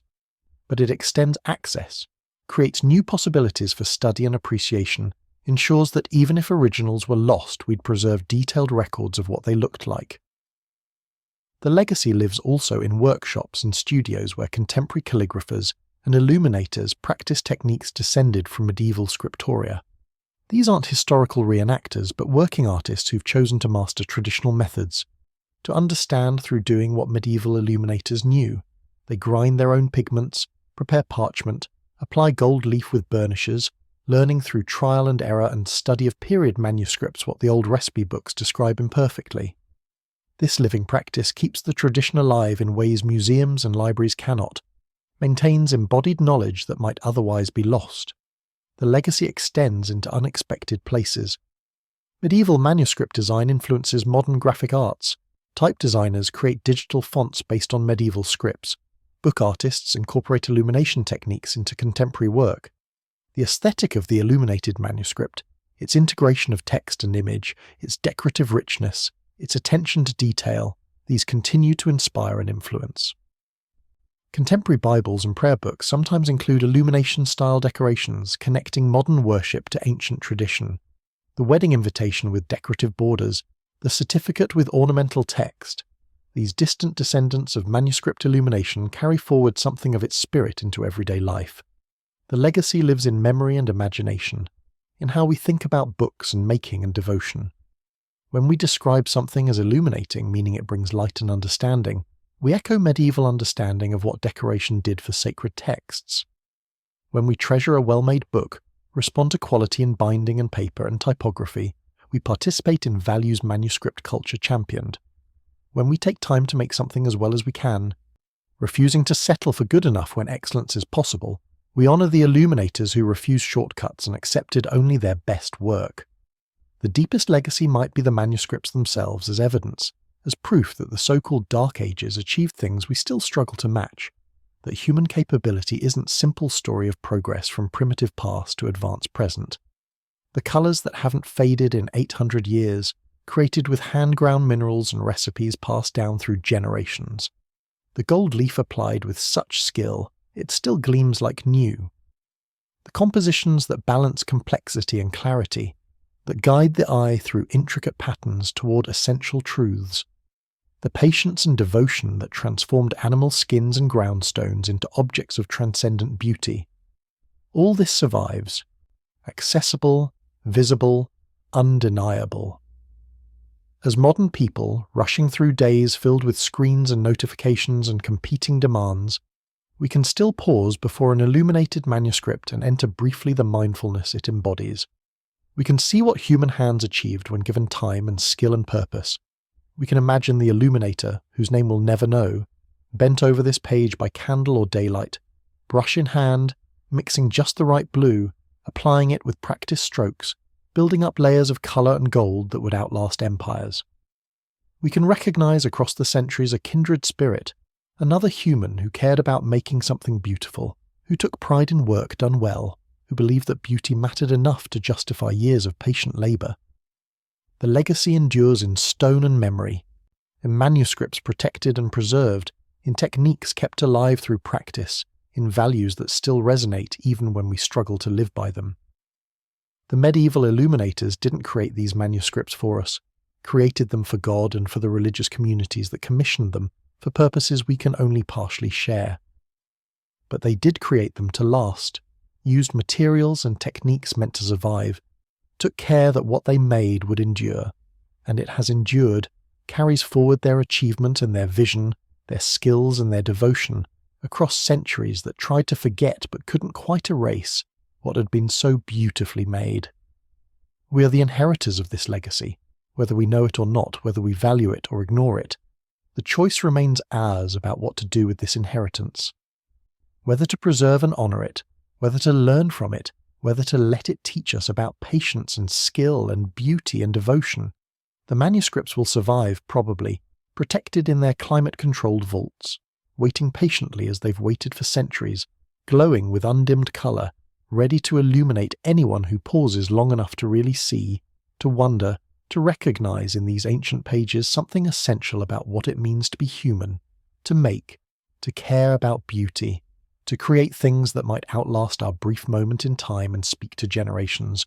We'll never meet about what we valued and what we achieved when we devoted our lives to making something worth remembering.